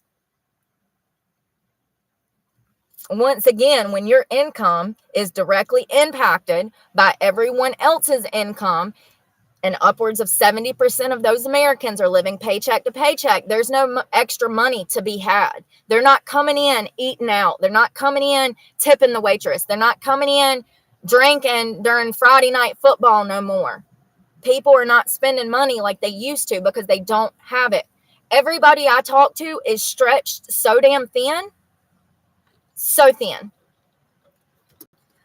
There's a report out that they just broadcasted yesterday through CBS, and it said on there that 1 in 6 Americans currently are going without eating to subsidize food in the house. Like, I'll have to find it and do a little video on it, take some screenshots and show y'all the data that they collected. But it's very interesting to me how these food banks are saying that they've been facing food insecurities for months. They have upwards of 50,000 people visiting one single food bank, and that food bank come out and said, listen, we need help from the community because we don't have the food to give to these people. And then other food banks started coming out saying, whoa, yes, we have the same experience. We have more mouths to feed than we know what to do with. This started this time last year. Ironic. It started when I started talking about this shit and opened my channel. But it's crazy because the food banks don't have enough food to give out to people. And these food banks are like free, right? So they just don't have the donations coming in to hand out. And not only that, the donations that they're getting are not enough to cover all of the cars that they have coming for food. Now, there's a whole report on this. I'll have, if I can remember, I'll come back and link it so that you can see the hour-long video. It's a documentary. It's really good. And it was talking about how 1 in 6 Americans are they're fasting. They're calling it fasting, but they're doing this in order to have more money for their bills. And it's not right. It's not right. This is America. Like, no one deserves to go hungry, number one. But also, this is America. Like, it's the last place on earth you would think that there are millions of Americans going hungry. But there absolutely is. Now, I've also witnessed this in my personal life when it comes to elderly people. Their Social Security benefits is not enough to cover all of the cost of the food that they actually need. And so not only do they eat crappy food, which is cheap, but that causes them to have health problems and need more medication. So more of the money from Social Security are going to medications because they're eating crappy food. They're giving them health conditions. I mean, it's just a vicious circle. And a lot of people don't think about these things. You know, a lot of people, oh God, what the fuck is this?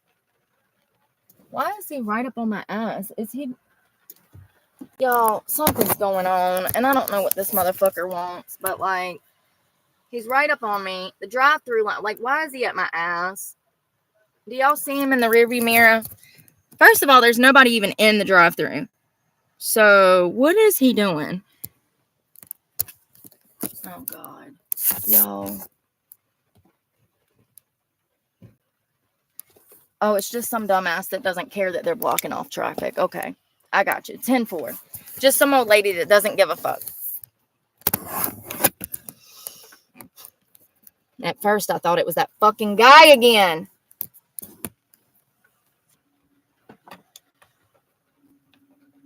See, and here's the thing. If he would have pulled me out of my car and stuffed me in his truck, nobody would have knew anything that happened to me. You guys wouldn't know.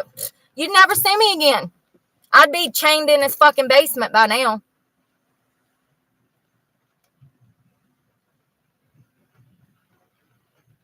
So scary.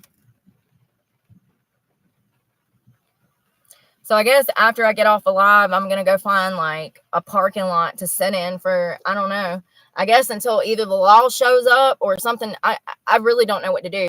When I tell you that, yeah, This is what I was scared of. This is what I've been worried about for the past year. I knew there was going to come a point where I was going to get stranded somewhere and not have the money to leave and get physically stranded there. And, you know, I've been going without eating because I haven't had the money for food. But at this point, I'm so hungry, I could literally eat a whole elephant. And that guy was definitely trying to play off of my situation for his own fucking benefit. Like, you know, once again, I don't know this person. They came and found me. I was minding my business. They came and found me, come to my window, making promises to me.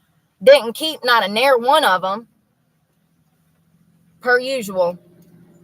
And then asked me to dinner. It's like people don't get it. They don't fucking get it.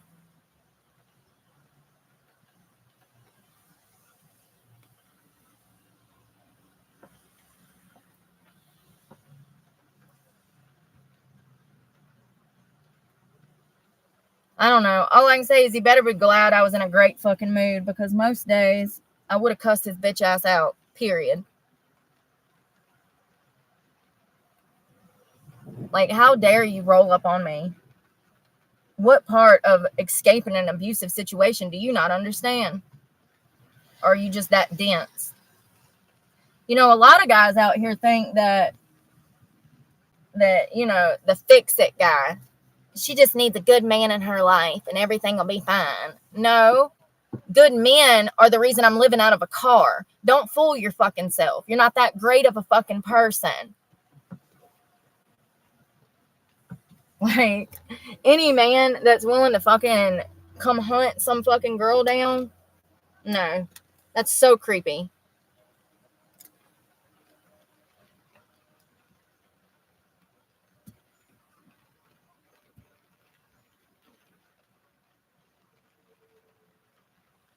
I can't have a propane stove. It'll get stolen off the back of the truck. I can't have anything on the back of the truck because it'll get stolen.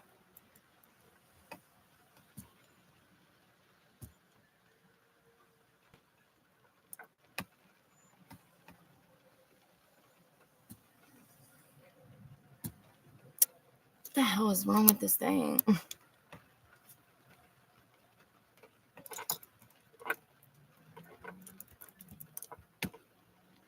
Trying to do schoolwork on this computer makes me so frustrated that I want to run it over with my truck. I'm not even exaggerating. I'm trying to read the chats, but it won't let me. It's just every time I try to scroll up, it won't let me. I can't scroll down. I click on the chat. It then gives me the option to block motherfuckers. Like, I know how to do that. I just want to read the chat. Why can't I go up or down and read the chat? It won't let me read it.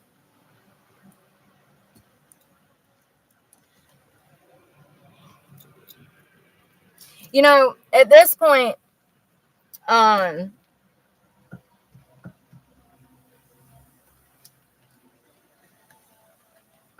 don't have,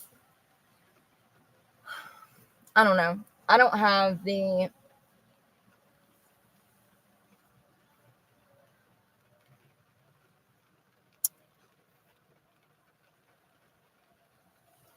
I don't know, kind of like the wheel. Like, at this point, things are so out of my hand that I can't keep stressing about it because it's just going to make me sicker. So it is what it is. And I'm letting it go because I literally cannot do anything about it. I do know that if I was putting needles in my arms, then I wouldn't be in this situation. And that's the crazy thing. I mean, you know, a lot of people get clean because they have to. I got clean because I wanted to be fucking clean. I wanted to live. I wanted a better life. I wanted to be able to take care of myself and stand on my own 2 feet and not have to rely on both of my abusers for income. And so that was my motivation to get clean. And then I get clean. I lose my house. I then get an apartment, you know, and then I lose my apartment. And then, you know, it's just been one bad thing after fucking another. It's like, when does the good start? How many years do I have to be clean to start seeing fucking rewards? Because I'm just being honest. And I want some people to know, especially girls that are in sex work doing drugs, there is a good chance that you are going to get clean and your life is going to get 10 times worse. And that is exactly what happened to me. And it happened because I refused to continue to sell my soul. It happened because I put my foot down and I refused to continue to let people abuse me. I put my foot down and I grew a pair and said, you're not treating me like that. I don't care what you think you pay. At the end of the day, I'm still hungry half the time. You know, that's another thing. When you're dealing with a manipulative, narcissistic abuser, like both of my exes, well, one of them I dated, but you know what I mean? Both of them. When you're dealing with people like that, it don't matter if it's a penny or $100. They feel like you owe them something because they gave you something. And I'm here to tell you that anyone that loves you will not put conditions on your love like that. They will do it because they love you and they want the best for you. And this is coming from somebody who's helped a lot of people financially. So, you know, this bullshit, new world bullshit that I'm experiencing is bullshit. It's exactly what it is. People that love you would not put you in the situation to die, to starve, to be stuck. That's not love. That's conditioning.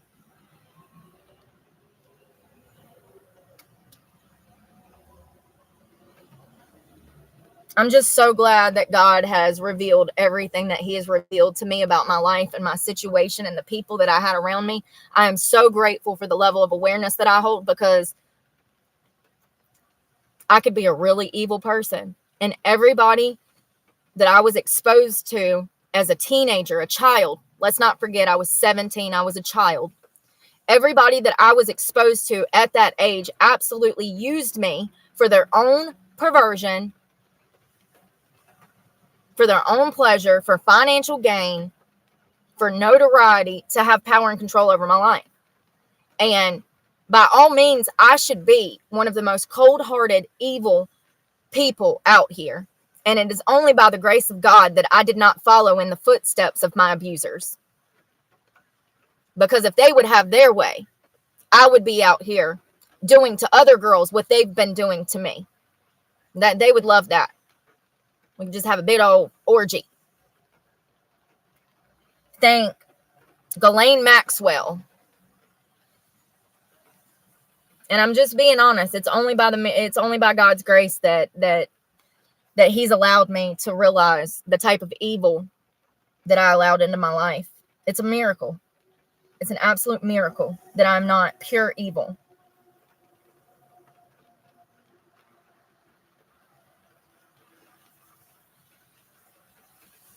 I've really never expected some dude off the fucking internet to try to come and find me, but I guess this was a learning lesson.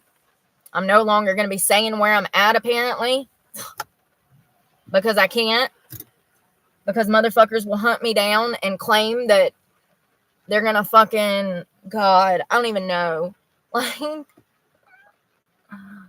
oh, Lord. It reminded me of dealing with dudes in a strip club. Like, they come in and they're like, yeah, we're going to do a dance. We're going to do a VIP room. And they're trying to act all hard. And then we get back there and they only got money for a single dance, which is fine. I'm grateful for anything. But what I'm saying is that people will come in your life and say that they make all of these fucking promises. Don't give them the opportunity. Don't give them the opportunity. If somebody tells you they're going to do something and they don't do it, you know that you cannot trust them nor rely on them. So the best thing to do is distance yourself from people like that.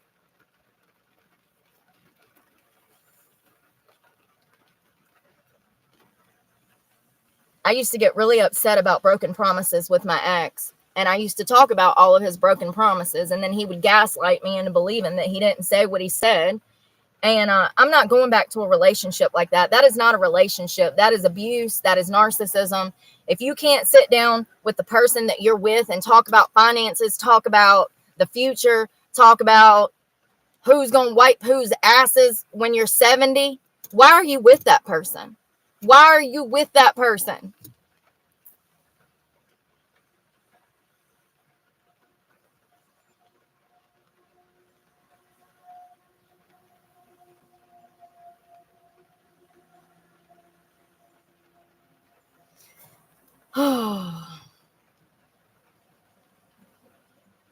trucking kratom. What is that?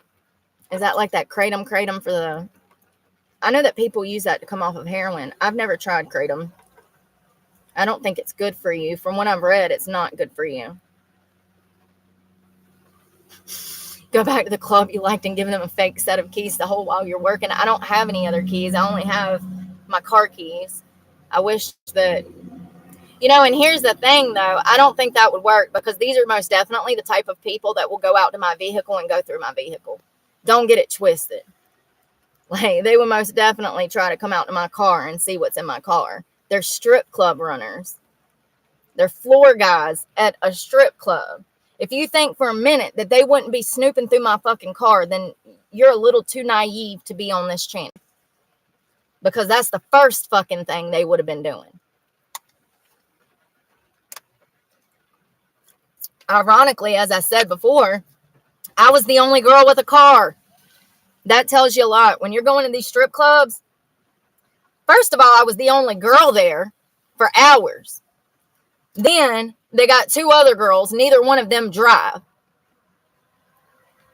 When you go to these strip clubs and you walk in here and you walk in and the parking lot's dead, but then you get inside and there's 15 strippers in there and no cars out there, that tells you a lot about how much money these girls are making, first of all. Second of all, if you're taking your clothes off for a living, you need to be making somewhere between $1,000 to $2,000 a week to be staying anywhere. If you're staying at a club and you're not making between $1,000 and $2,000 a week, you're wasting your time. You can go work at McDonald's and make $17 an hour now. What are you doing? Like, yeah.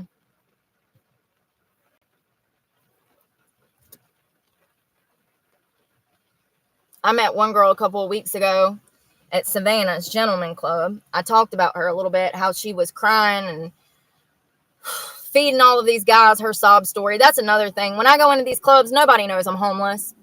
And matter of fact, I'm willing to bet that if you saw me at work, I would be one of the last people you would ever think was actually going through the struggles I'm going through. But I don't tell people about my situation because it's not safe. Number one, I don't want guys from the strip club trying to hunt me down and doing what happened today. I don't know these people.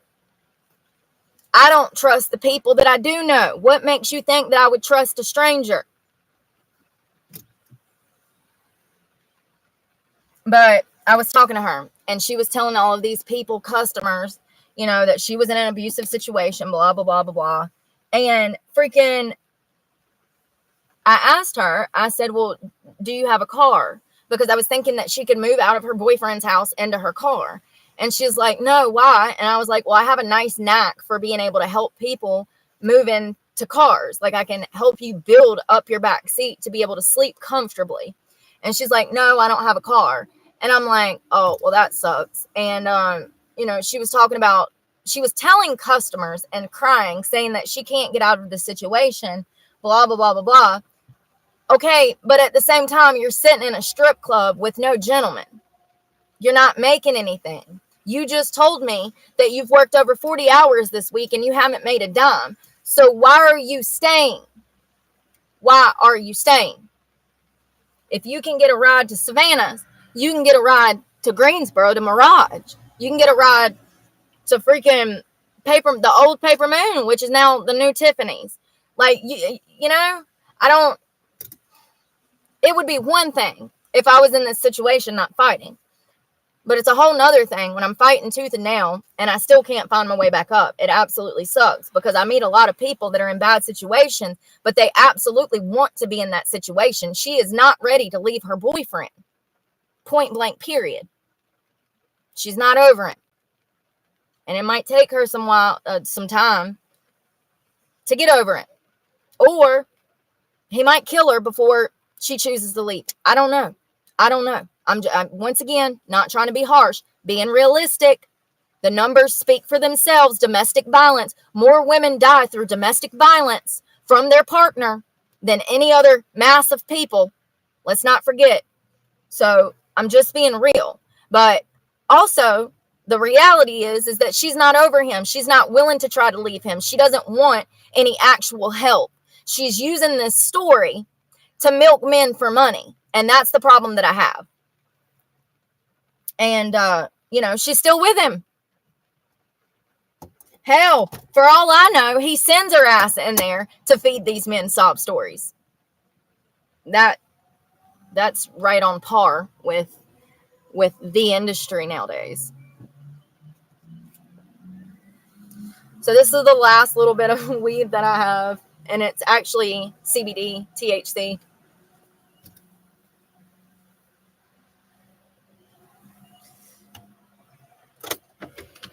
The McDonald's worker keeps coming out the back and like looking at my truck, and then coming out the back and looking at my truck. And it's like, dude, I don't want to be here any more than you don't want me here. I am stuck here, literally. I don't want to have to keep cranking my car and riding and cranking my car and riding, because I only have, like 80 miles till empty, and that's it. I have no more money. I literally cashed in all of my coin the other day, remember, to do laundry. So when I tell y'all that, first of all, my ex sent me money to get to Myrtle Beach. I could not get the money off of my Apple Pay in order to wash laundry. So I had to get all of my coin together to go to Coinstar and let them rob me at 11% they take. So then I get back to the laundromat, and the coin machine won't take a $20 bill. I had like $26 that I'd gotten from change in my truck, and it wouldn't give me change for a 20. So then I had to get back in my truck for the third time, put all my laundry back in there, go to the store, get change, and go back. And actually, I think I walked to the Dollar Tree beside the store. I might be wrong. But just doing laundry, I wasted $20 in gas just trying to do laundry. Having to go to Walmart, go to Coinstar, go here, go there. Like, I end up spending more in gas getting little stuff done like that because nothing's easy. You used to go to the laundromat, and if you had quarters, you could wash clothes. Well, it ain't like that no more. You go to the laundromat now, you need a damn debit card to buy a different debit card to put money on that debit card, and then at the end, you got to sell it back to the damn laundromat. What?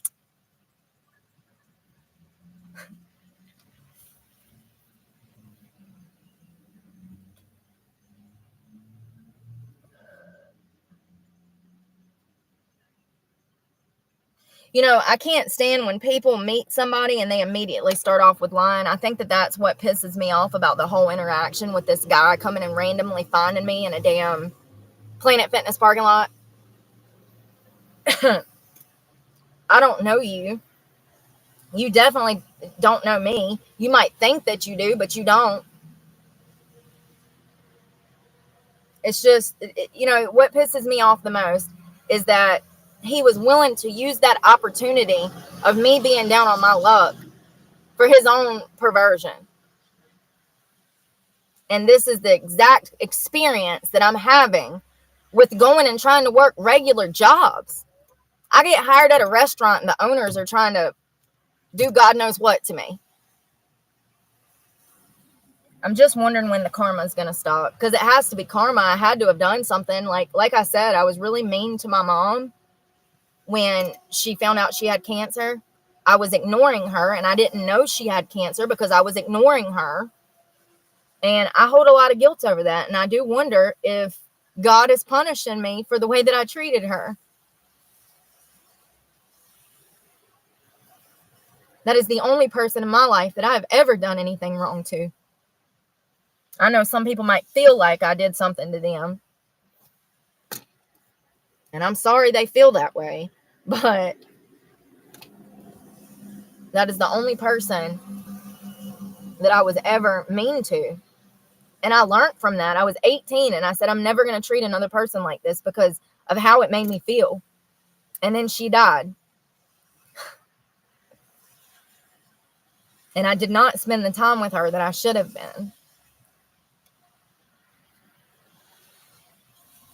And I have had everybody in my life, in society, trying to make me out to be somebody that I'm absolutely not. And I'm so sick of it. And I'm not standing for it anymore because I know who I am.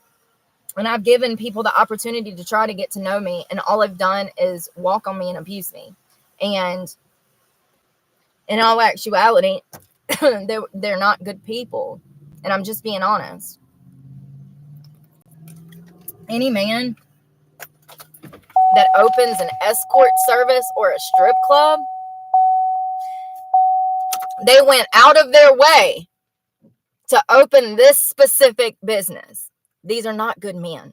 They're evil men whose top priority in life is getting laid. So not only are they evil, but they're pathetic. I mean, that's sad. That's really sad.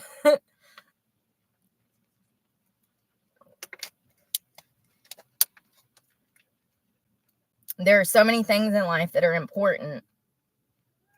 And sex does not follow. It's not in that list. It's just not on the list. It's just not. Sorry. Maybe in a marriage it's important. Somewhat. You can't put too much weight in that. But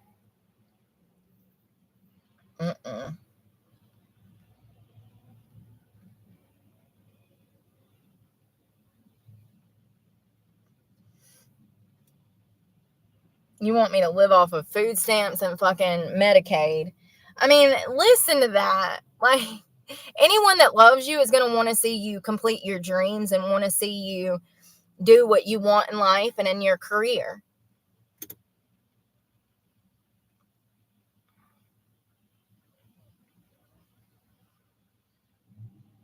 I'm not a person to these people, and I have to remind myself of that.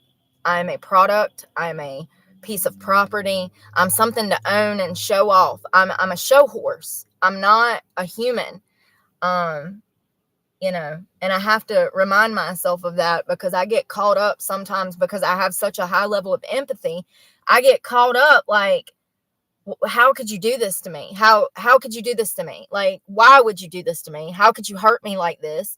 And at the end of the day, I have to remember these are not normal people. These people lack empathy. These people lack understanding. These are people that have narcissistic traits, if not full-blown narcissism.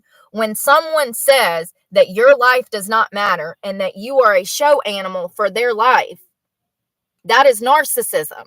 When they look you in the face and tell you that you're not allowed to have dreams, goals, you're not allowed to work, you're not allowed to have your own money, that is power and control. That is narcissism. That is not love. Just because they paid your fucking phone bill does not mean that they love you. They are trying to assert power and control over you, and they are letting you know that things are good and they're going to be good while he's getting what he wants, whatever that may be, not just sex. But when you step out of line, just know that you're going to be walking down the fucking road with all of your shit in your hand, with nowhere to go and no one to call. And he knows this. They know this. That's why they pick you. You're not special. Maybe in the fact that you don't have family and you have no one to count on because people are really shitty. But they pick you for a specific reason. And it has to do with the fact that you're down on your fucking luck. You think a girl that has everything and has her own fucking car and money in her pocket, you think she'd deal with that shit? No. And that's why they're alone. That's why they're alone. Because they can only pay for the attention. You know, they can only pay for it. No girl with a good head and a soul would even be interested in them. They go after women that they can manipulate with money and brainwash into believing that they actually care. You know, for almost 2 decades, I believed that they cared. I believed that they cared. That's what's crazy to me now. I really did.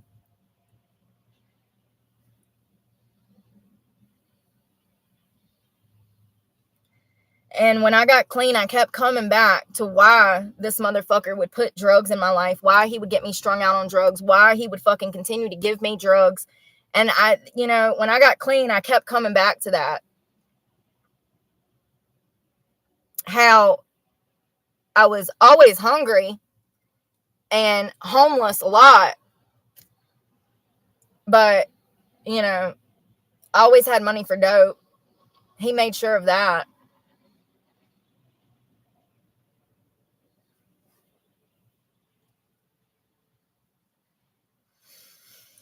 Well, I hope nobody else rolls up on me. I'm going to go find somewhere else to park because the workers here are kind of like walking around my truck and like, are you allowed to leave South Carolina? No, I'm not with him now. Yeah, but I'm stuck in South Carolina. I have no money to leave and there's no club to work at, so I'm stuck here. So I don't know what's going to happen. They'll probably tow my truck and I'll be walking. I don't know. I mean, I can't believe I'm actually laughing about it and not crying. But once again, I wonder how much of this is like shock and how much of it is just like my brain blocks out. I was wondering that last night because I was laying in bed and I didn't have any hunger pains. And it's been like 2 days since I ate. So I was like, well, I figured that going this long without food, that my stomach would be like hurting, because sometimes when I wake up in the morning and I haven't eaten in a while, I'll feel really nauseous and I'll have this pit in my stomach, and it's definitely hunger. But I've had hunger pains before and I get them a lot in the morning and it'll cause me to be nauseous. So I was wondering last night when I was laying in bed, I was like, damn, how is my stomach not hurting? Because it's been days since I've ate. But I've made it about 6 days without food before. So, you know, as long as you're getting water and a little bit of protein in liquid form, you'll be fine. You're going to feel like shit, but there's nothing I can do about it, you know? So it is what it is. And I knew that it was coming one day. I knew that there was going to come a month or something that was going to happen because, you know, not being able to find a job, there's only so much money you can spend before you're broke, you know, and I've been spending $250 to damn $500 a week on gas at times, you know, looking for work, going from this club, going to that place, interviewing, talking to this person, happen to go to this library. The amount of times that I go to the library during the week is unbelievable. I spend a lot of time at the library and also Planet Fitness and stuff. I mean, the gas just disappears. And especially when gas is setting at damn $5 a gallon, $3.50. It feels like $5. You know, it cost me $100 to fill this truck up. $100. That gets me a little over 450 miles for $100. Gas is expensive. And this is a 21 or 25 gallon tank truck. So, yeah. But, you know, I just want to remember this because when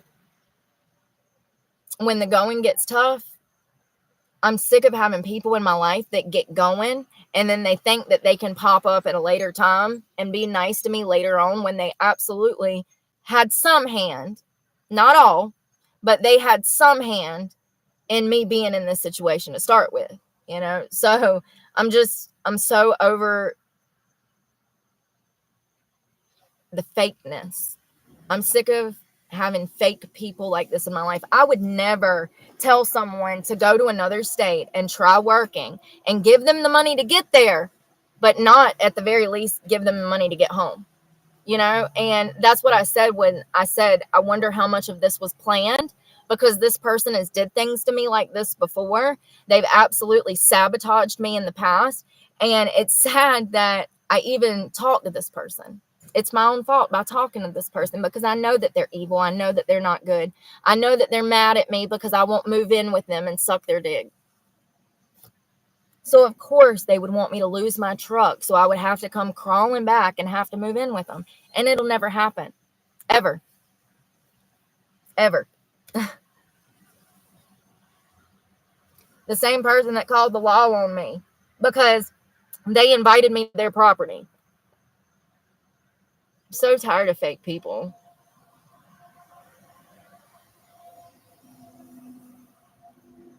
You know, and people will absolutely sabotage your life just so you can't outshine them. They absolutely will sabotage you. So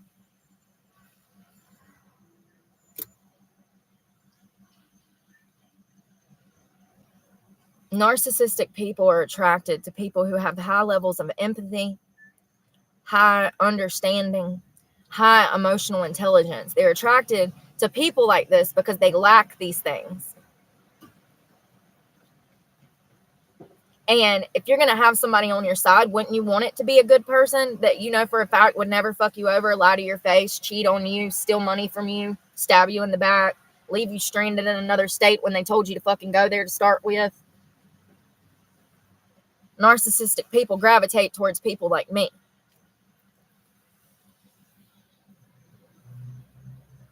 And I've allowed it to happen, and I've kept this person in my life because it's the only person that's been there for me 20% of the time in 10 years.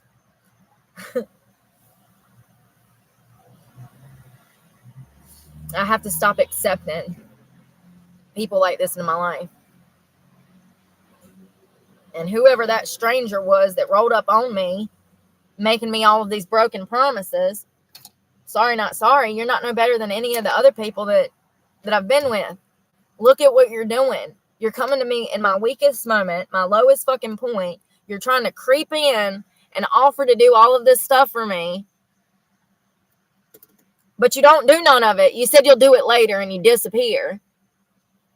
You're going to get your plan ready. You're going to get your duct tape and your fucking cuffs. Going to set that basement up real nice for me. Fucking weird people, man. And listen now, motherfuckers. I think two-turn Tony is hot, right? But the last thing I'm going to do is drive to fucking Florida and roll up on his mama and daddy's property and kidnap his duck. Okay? Like, this is the equivalent of what just fucking happened to me. Like, who are you? Who are you? Like, what are you doing right now? Are you trying to get maced, sir? Like, I'm trying to be nice. I don't want to have to throat punch you, but like, why are you rolling up on me? Telling me that you can find me work and that I can clean out your truck for some money. What type of crackhead shit are you talking about right now? Like, I know that we're both in recovery, supposedly. Remember, he said he was in recovery. If he is, good for him. I'm glad. But think about the crackheadedness of the situation. I'm minding my business at Planet Fitness, and he rolls up telling me that he doesn't follow me, but his friend does, and that I can clean his truck out for some money. He used to have a girl that cleaned his truck out for $50, and she would organize everything. And I'm like, yeah, I used to do some organizing. I'm waiting for you to tell me when and where this job is.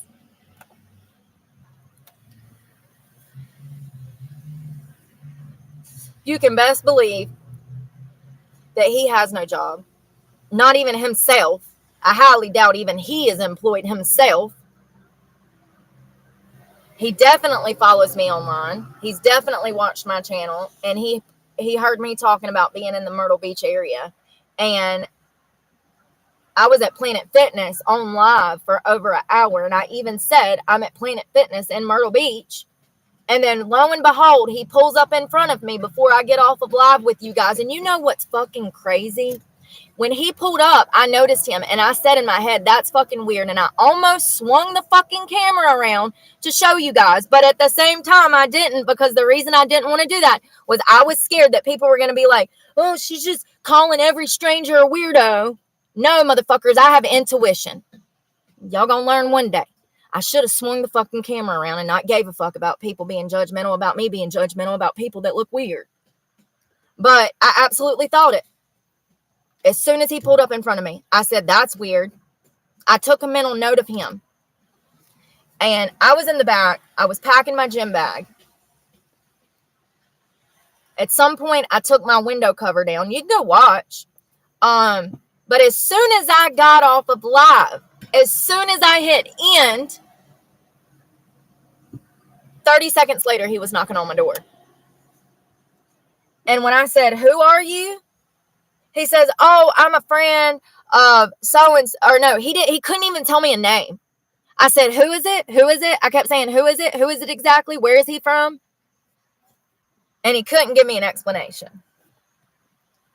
He says his name was Brandon. That part I believe. That's about it. That's about it. I'll tell you what, if you think you're going to walk up on me and pull the wool over my damn eyes, you got another one freaking coming, because I ain't green behind the ears, sweetie. At all. And I'm actually surprised that I was as nice as I was to him. I sat there and shooted the shit with him for a little bit. I wanted to hear what he had to say, because once again, if you listen long enough, people tell on them damn selves. And he kept saying, oh yeah, I can get you a job. What kind of construction do you like? He's so full of shit. Full of shit. Full of it. And then I said, well, yeah, let me get your number. Let me look into that job with you. He said he had to go to Emerald Isle to do something. I said, okay, I'll be here working out. And then I really got to thinking about it when I was in the gym, and I got really fucking scared. And I was just like, fuck this. I'm so out of here. I jumped in the shower, took a 5-minute shower, and got the hell out of there. You can't trust people out here. And the fact that he was playing on my vulnerable weaknesses in the moment, it's very telling. The whole, when's the last time you had a sit-down dinner? Motherfucker, you think this is a fucking date? Like, what? Who are you again? Who sent you again? See where he says, so when's the last time you had a sit-down dinner? And he was talking about, here, I'll read it to you from the top. So like I said, I sent him my name. And then he said, if you get real low on gas before I get back, let me know and I can send you some Cash App or Apple Pay. And I said, I'm okay for now. Thank you. Like, first of all, I don't take money from strangers. I've made this perfectly fucking clear in the past. I don't give a fuck. Like, I'm not, no, thank you. I don't need your sandwich. No, thank you. Because the moment that you take money from somebody like this, they think that you owe them something, even though they're the one showed up on your fucking doorstep offering to do the shit. They're going to take it personal when you won't sleep with them because they're scumbags. I'm getting angrier the more I think about this situation, because I'm thinking about, what if I was a 22-year-old girl that didn't know no better, that was absolutely in my situation, but was green behind the ears. You, sir, need to be on a fucking watch list. So and I don't know why I'm covering his number. See, I'm nice. So then he said, look, I got to look at it. I said, I'm okay for now. I'm going to be working out. Trying not to break a leg. Ha ha. He says, work out for me too. I need it. I said, you probably get a nice workout. LOL. Hold on. A nice workout working. LOL. Because he said he was a mechanic. And he was like, oh yeah, I just changed the engine in this. Blah, blah, blah, blah, blah. Okay. So I was saying that he probably gets a good workout because he was a bigger guy. And, you know, I'm a nice person. And, I said, I can't imagine lifting all the things you have to. He's like, oh, and I do. I said, there's always room for improvement, but life comes at you fast and you can't beat yourself over the shoulda, coulda, because you can. The ark wasn't built in a day. He said, no, it wasn't. And then he hits me with the, want to come to dinner? Like, no, bro, I don't want to get murdered. No, thank you. Like, and here's the thing. I was going to hear him out on a job. If he had a construction job, if it was a job with people other than him, alone, every day in a work truck, I was interested in a job. Motherfucker shows up, says he's going to change my oil, help me with some gas, and give me a job. How can I fucking refuse if he's an honest man?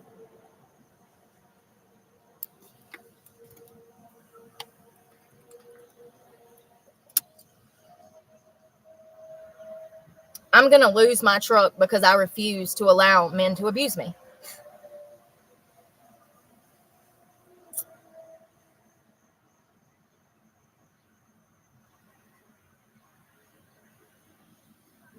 And all I know is God did not put me here for your fucking perversion, sir. So if I don't eat, I don't eat. I really don't give a fuck. It sure is a hell of a lot It's what I'm going through right now is a much better life than having to put needles in my arms to deal with what these people were doing to me. Much better. I can deal with hunger. It sure as hell beats drug addiction and abuse. And if I see one more fucking cop because I'm sitting here, I'm going to roll up on these motherfuckers and talk to them. Y'all want to? He's right there. Y'all want to go talk to cops? Let's go talk to fucking cops. Oh, my thing won't work. Hold on.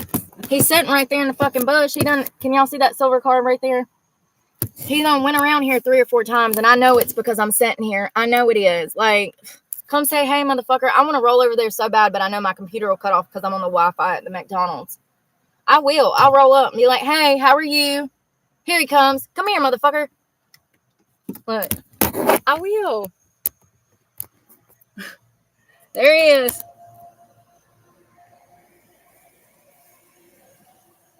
Come here, motherfucker. Come talk to me. Ask me what I'm doing here. Stop assuming shit because I had criminal charges 20 years ago. 20 years ago. And I'm kind of joking because, well, not really. It's lying. It was 2018, 17, 16. I don't know. 16, I got caught with heroin. That was the last time I got in any legal trouble. 17, 18. Somewhere around there. But, oh, he's just going to get his fat ass some food. Y'all know McDonald's is bad for you, right? Like, it's literally one of the worst things you can put in your body. And I don't even fuck with the police, but don't eat that shit. It's bad for you. He's a little cutie, too. Probably got a black heart, though. Oh, wow. Amy Davison. Is that the same Amy that I work for at the restaurant in Stokes? Gee, I wonder. That's best friends with Dana, who owns the winery? I wouldn't be surprised. It's a small world. You'd be surprised who'd run into you. Oh, you'd be surprised who hunts you down in the middle of a damn Planet Fitness in a whole nother state. Jesus. I got the police fucking harassing me. They need to be harassing this fucking guy. Can I give you his license plate number, please? Will you even look him up to see if he's on a watch list? Because somebody absolutely should. Like, I really, honestly, I've been kind of naive, and I have to take responsibility for some of this. I've always told you guys where I was, and so a lot of this is my own fault. So I can't be too mad that this guy hunted me down.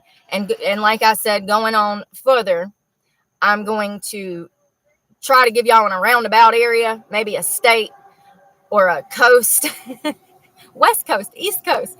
But I got to be more careful because this guy definitely was following me, and he definitely has probably been watching me for a while, and it's really creepy to me. It's really creepy to me. He could have just killed me. He could have just kidnapped me and killed me. And it happens every day. And once again, I would have been the perfect fucking victim because I have a man that loves me that can't answer the phone when things get hard because he runs like a child and tucks his fucking tail between his legs when he's absolutely partially responsible for me being in the position that I'm in. It's fucking crazy. I'm so tired of weak people. Like, so weak. So weak. But I knew that. You got to punish me because I won't comply.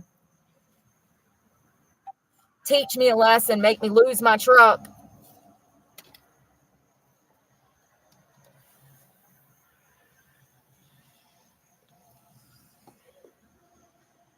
I hope that cop goes rolling by. If he does, I'm going to roll my window down and say, hey, sorry, I thought you were coming to harass me. He went to get food. But his buddy's over there in the bush. And that son of a bitch over there, now that's a big Suburban. That's an SUV, like the police Ford one over there. And I've done seen him go through this light. There's a light right here. There's a light right there. I done seen him go through that light 3 or 4 times. Like, he's done been around this block. I seen him over here. I seen him over here. He done been through that light 3 times, and it's the same officer because it has the damn same number on the back of the car. So I'm like, what is he doing? Like, come ask me what I'm doing, and I'll tell you. Stop trying to creep on me. Y'all don't even move in the shadows no more. Y'all so stupid. Back in the day, they used to sneak up on you. They too dumb for that nowadays. Like, we see you. I see you. See me.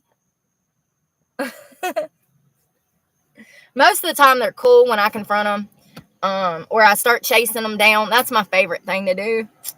I love when they don't know that I know that they're there and they think they're going to follow me and I start following them and I'll pass them a wave. Love that shit.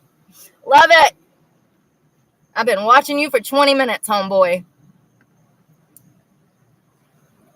And it's usually because I'm in an area that I shouldn't be in, if I'm being honest. What's considered the bad side of town. Shit. Consider me bad then. Because that's where I feel comfortable. People leave me alone. Rich people aren't calling the cops on me. Everybody has their own problems going on. You know what I mean? They ain't worried. They ain't up in everybody else's business. And that's where I feel comfortable. But also, you know, when the cops show up and run you off, you have no choice but to go where they tell you to go. And if you're in a bougier part of town, you have zero chances of being able to sleep overnight in their Walmart or Planet Fitness parking lot. They're just not going to let it happen. So you have no choice but to go to the seedier side of town. And I have no doubt whatsoever that cops profile me thinking that I'm on that side of town to buy drugs. Because I used to be. But also, the obvious, you know, which is fucked up. But it happens. Discrimination and racial profiling can happen to anyone. But normally when I make contact with them, they're pretty chill. But that's probably only because I'm a girl and I'm white.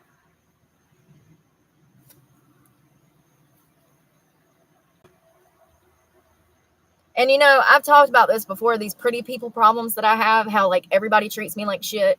I'm not even joking, y'all. I can wake up, go into Planet Fitness to use the bathroom and brush my teeth, and I'm getting attitude from the bitch at the front desk before I've even took my morning piss. Okay? Attitude. What? About what? I don't know. She's probably mad because I stayed over in the parking lot because I'm homeless, because I can't afford her $2,000 rent. I don't know. Because she don't like herself. I don't fucking know. But from the time I wake up to the time I go to bed, most interactions when I'm dealing with people out here go like that. It's just attitude, disrespect, you know. People look at people, watch people. They're walking around like they're fucking miserable all the time. Everybody looks stressed. And I know they are, but being stressed, that's not an excuse to treat other people like shit. Newsflash. Everybody's stressed. And if anybody, if that were the case, if your situation dictated how you could treat others, then by all means, I should be able to treat everybody like shit then, right? Feed them all shit pie. Who cares? I can't do that, though. I've never been that type of person. I wish that I could be. I've said this before. I wish that I could be heartless. I wish I could be a heartless, dirty whore. I do. I'd be so fucking rich. Anna Nicole who? Shit. I wish I could be a dirty, grimy piece of shit. But for some reason, God has graced me with awareness. Thanks. You couldn't have graced me with a little bit of money there too? Please? But you know, like, I don't know. I'm just not trying to continue to repeat the same shit. And I do think that I'm wasting my time running my gears, looking for jobs that are not even interested in hiring me. And I'm going to have to change something.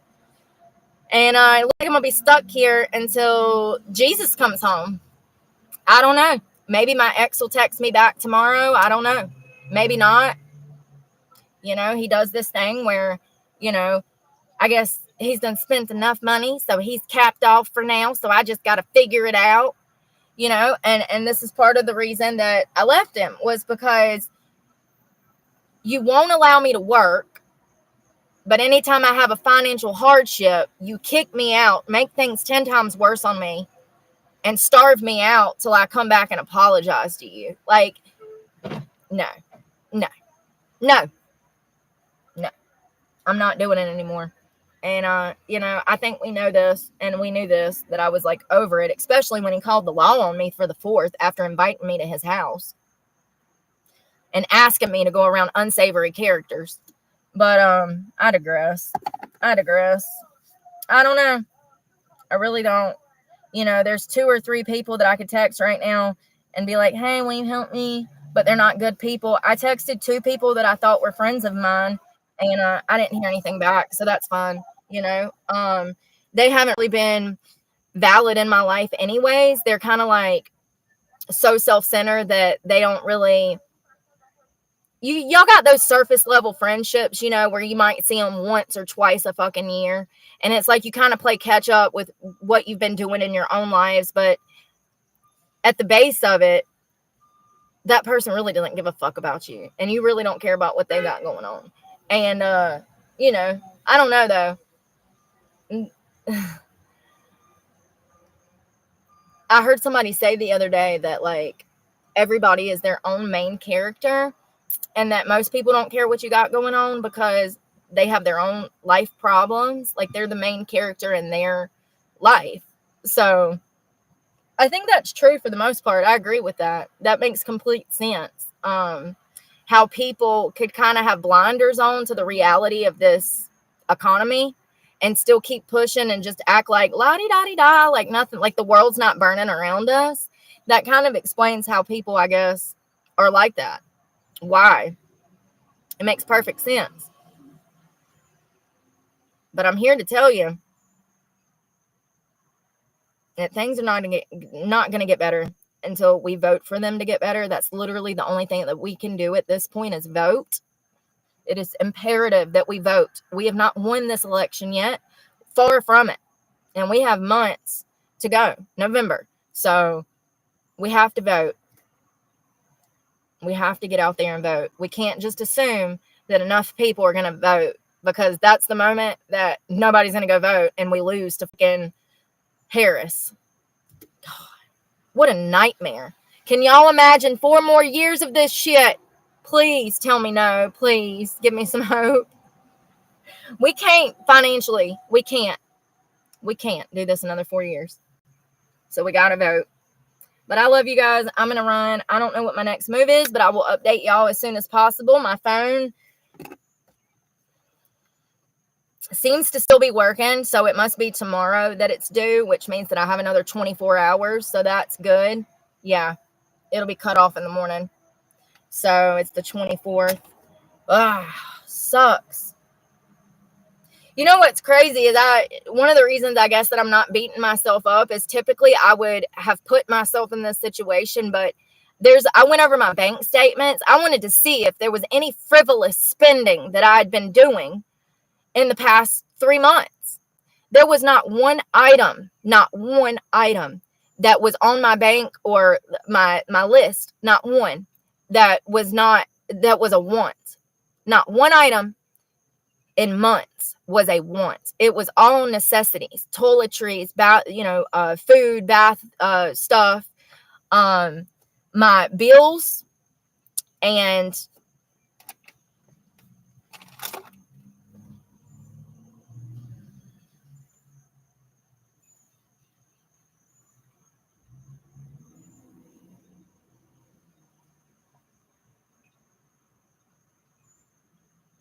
the reason I mention this is because I had people telling me that I was like living outside of my means, blah, blah, blah, blah, blah, back in the day when I was paying thousands of dollars in rent every month and stuff. And that might have been the case back then.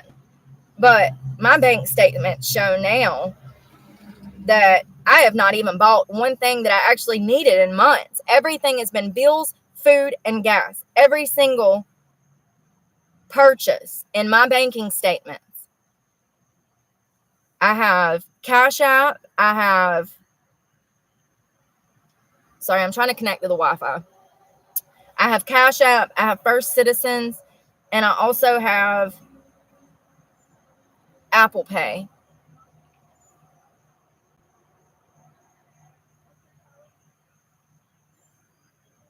I'm trying to pull up my app so I can show you what I'm talking about. Panera, Walmart, Subway, Food Line, McDonald's, Love's, like, it's just unbelievable. And I was just like, well, I could understand being in this situation if I was out here spending money that I didn't have, or money that I should have saved for this and that. But I've literally cut all of the extra spending out to the point that I don't even have half of what I need, much less of what I want. I can't cut in there's nothing else that I can budget down, is what I'm saying. Literally all of the money that I spend is either bills, gas, or food. And CVS, Walmart, overdraft fee, iClub fees for my freaking for my Planet Fitness. Like, every single transaction is insurance agency, freaking Raymax storage for my storage facility.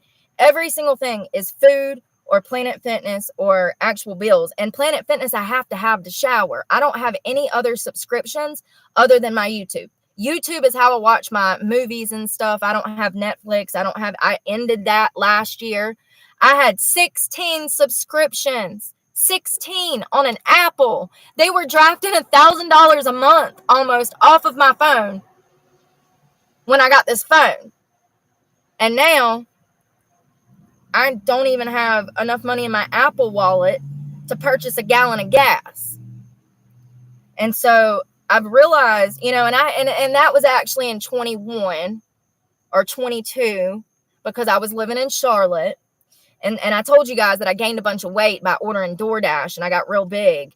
And that was during that time period where I had all of them subscriptions. I had subscriptions to the shoe company. You have to have a subscription. It's $25 a month. It's crazy. Why do I have a shoe subscription? I had more shoes than I knew what to do with. I have ended all of these subscriptions. I have YouTube, which is $20 a month, and I got Planet Fitness. And Planet Fitness is $30 a month. That's how I wash my ass. It's a necessity. If I go use a truck stop bathroom, that is $20 per shower. So when you think about the price, and also they don't have Loves and all of that, TAs. They don't have those everywhere. Planet Fitness is everywhere. I mean, it's really, I cannot rave enough, if you're going to be living like I live, how important having Planet Fitness will be. But, those are my two subscriptions. I have a Raymax storage shed for my personal property. I have my truck payment, my insurance, which is $1,000 a month. That is essentially my rent. So when you think about the other end of the spectrum, me not having to pay $2,000-$3,000 in rent, I'm actually saving myself money. But at the end of the day, with me not being able to find work, I've now fallen a month behind on my truck payment. And then that guy also, when he was talking to me, he was like, well, how much are you behind on your truck payment? Why? Who are you again? Who sent you? Y'all, you have to see things for what they are. I don't know if he thought he was going to show up and I was just going to be like, yes, let me give you a blowy for whatever. Like, what? Do you really think I would be living like this if I was like that? You dance, son of a bitch. You dance, son of a bitch. If I ain't willing to do it for my ex, honey, what makes you think I'm going to do it for you? I don't understand people. I don't. And I'm just going to give myself a bigger headache trying to figure out why they tick. I know why they tick. Well, I know why that man ticked. And I would, It's really, once again, if it was a 22-year-old girl, she's not going to know any better. And I know, because I was that 22-year-old girl and I was actually 17. But, and a man like that got his hooks in me and completely ruined my life. Completely. to the point to where he knew that I would never be able to stand on my own 2 feet, but that was part of his plan. He wanted me to be a criminal. He wanted me to become a felon. He wanted me to be hooked on drugs. He wanted me to be calling him from jail to come bond me out. At least if I was on drugs, he could control me. And you have to be careful about people like this out here, because they are absolutely men, and they are stronger than ever. Now they got these OnlyFans and freaking escort services, honey, and everything. Modeling agencies. Well, you're a model. You can be a model. Honey, I know. They came up to me in the damn mall parking lot too. You do not trust them sons of bitches. Ever. They are trying to prey upon you. And this man today to come over here and hunt me the fuck down and make all these promises, he was definitely trying to prey upon me. Don't get it twisted. He is not my knight in shining fucking armor. That might be the fucking Grim Reaper, okay? Wolf in sheep's clothing. Fuck that. Y'all, I couldn't even sit still. Can you imagine? I mean, I talk to y'all and I'm all over the place. Imagine me stressed out in the middle of Planet Fitness thinking about this guy about to do something to my truck or me. I was an emotional wreck. I went to the weight machine. I walked around that son of a bitch about 8 times and I said, I cannot do this. I got to get back to my truck and get the fuck out of here. And that's what I did.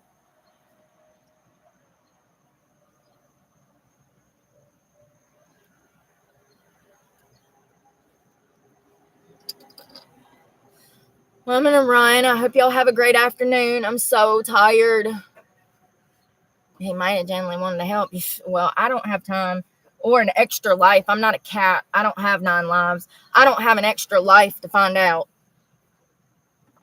The last person that said they wanted to hurt me kidnapped me for 17 years. And the one before that, well, I'm getting them backwards, but you know what I mean. Like, you can't trust people. And here's my thing. Why roll up on me and make all of these promises and then don't keep any of them and just take off like a stranger in the night like you are? Like, I pay attention to actions, not words, sweetie. I got so many motherfuckers out here making me promises right now. Like, actions speak louder than words. I'm going to have to move, though, because I've been here for too long. 2.5 hours. No wonder the cops keep rolling through here. But I hope you'll have a nice night. I'm going to enjoy some AC for a minute because I'm about to die. It's so sticky from where it rained. The bug. But I hope you'll have a good afternoon. I hope everybody stays safe. I'm praying for y'all, and pray for me because God knows I need it. And I will see y'all on the next one. Bye, y'all. Maybe. I don't know how to cut it off on my computer.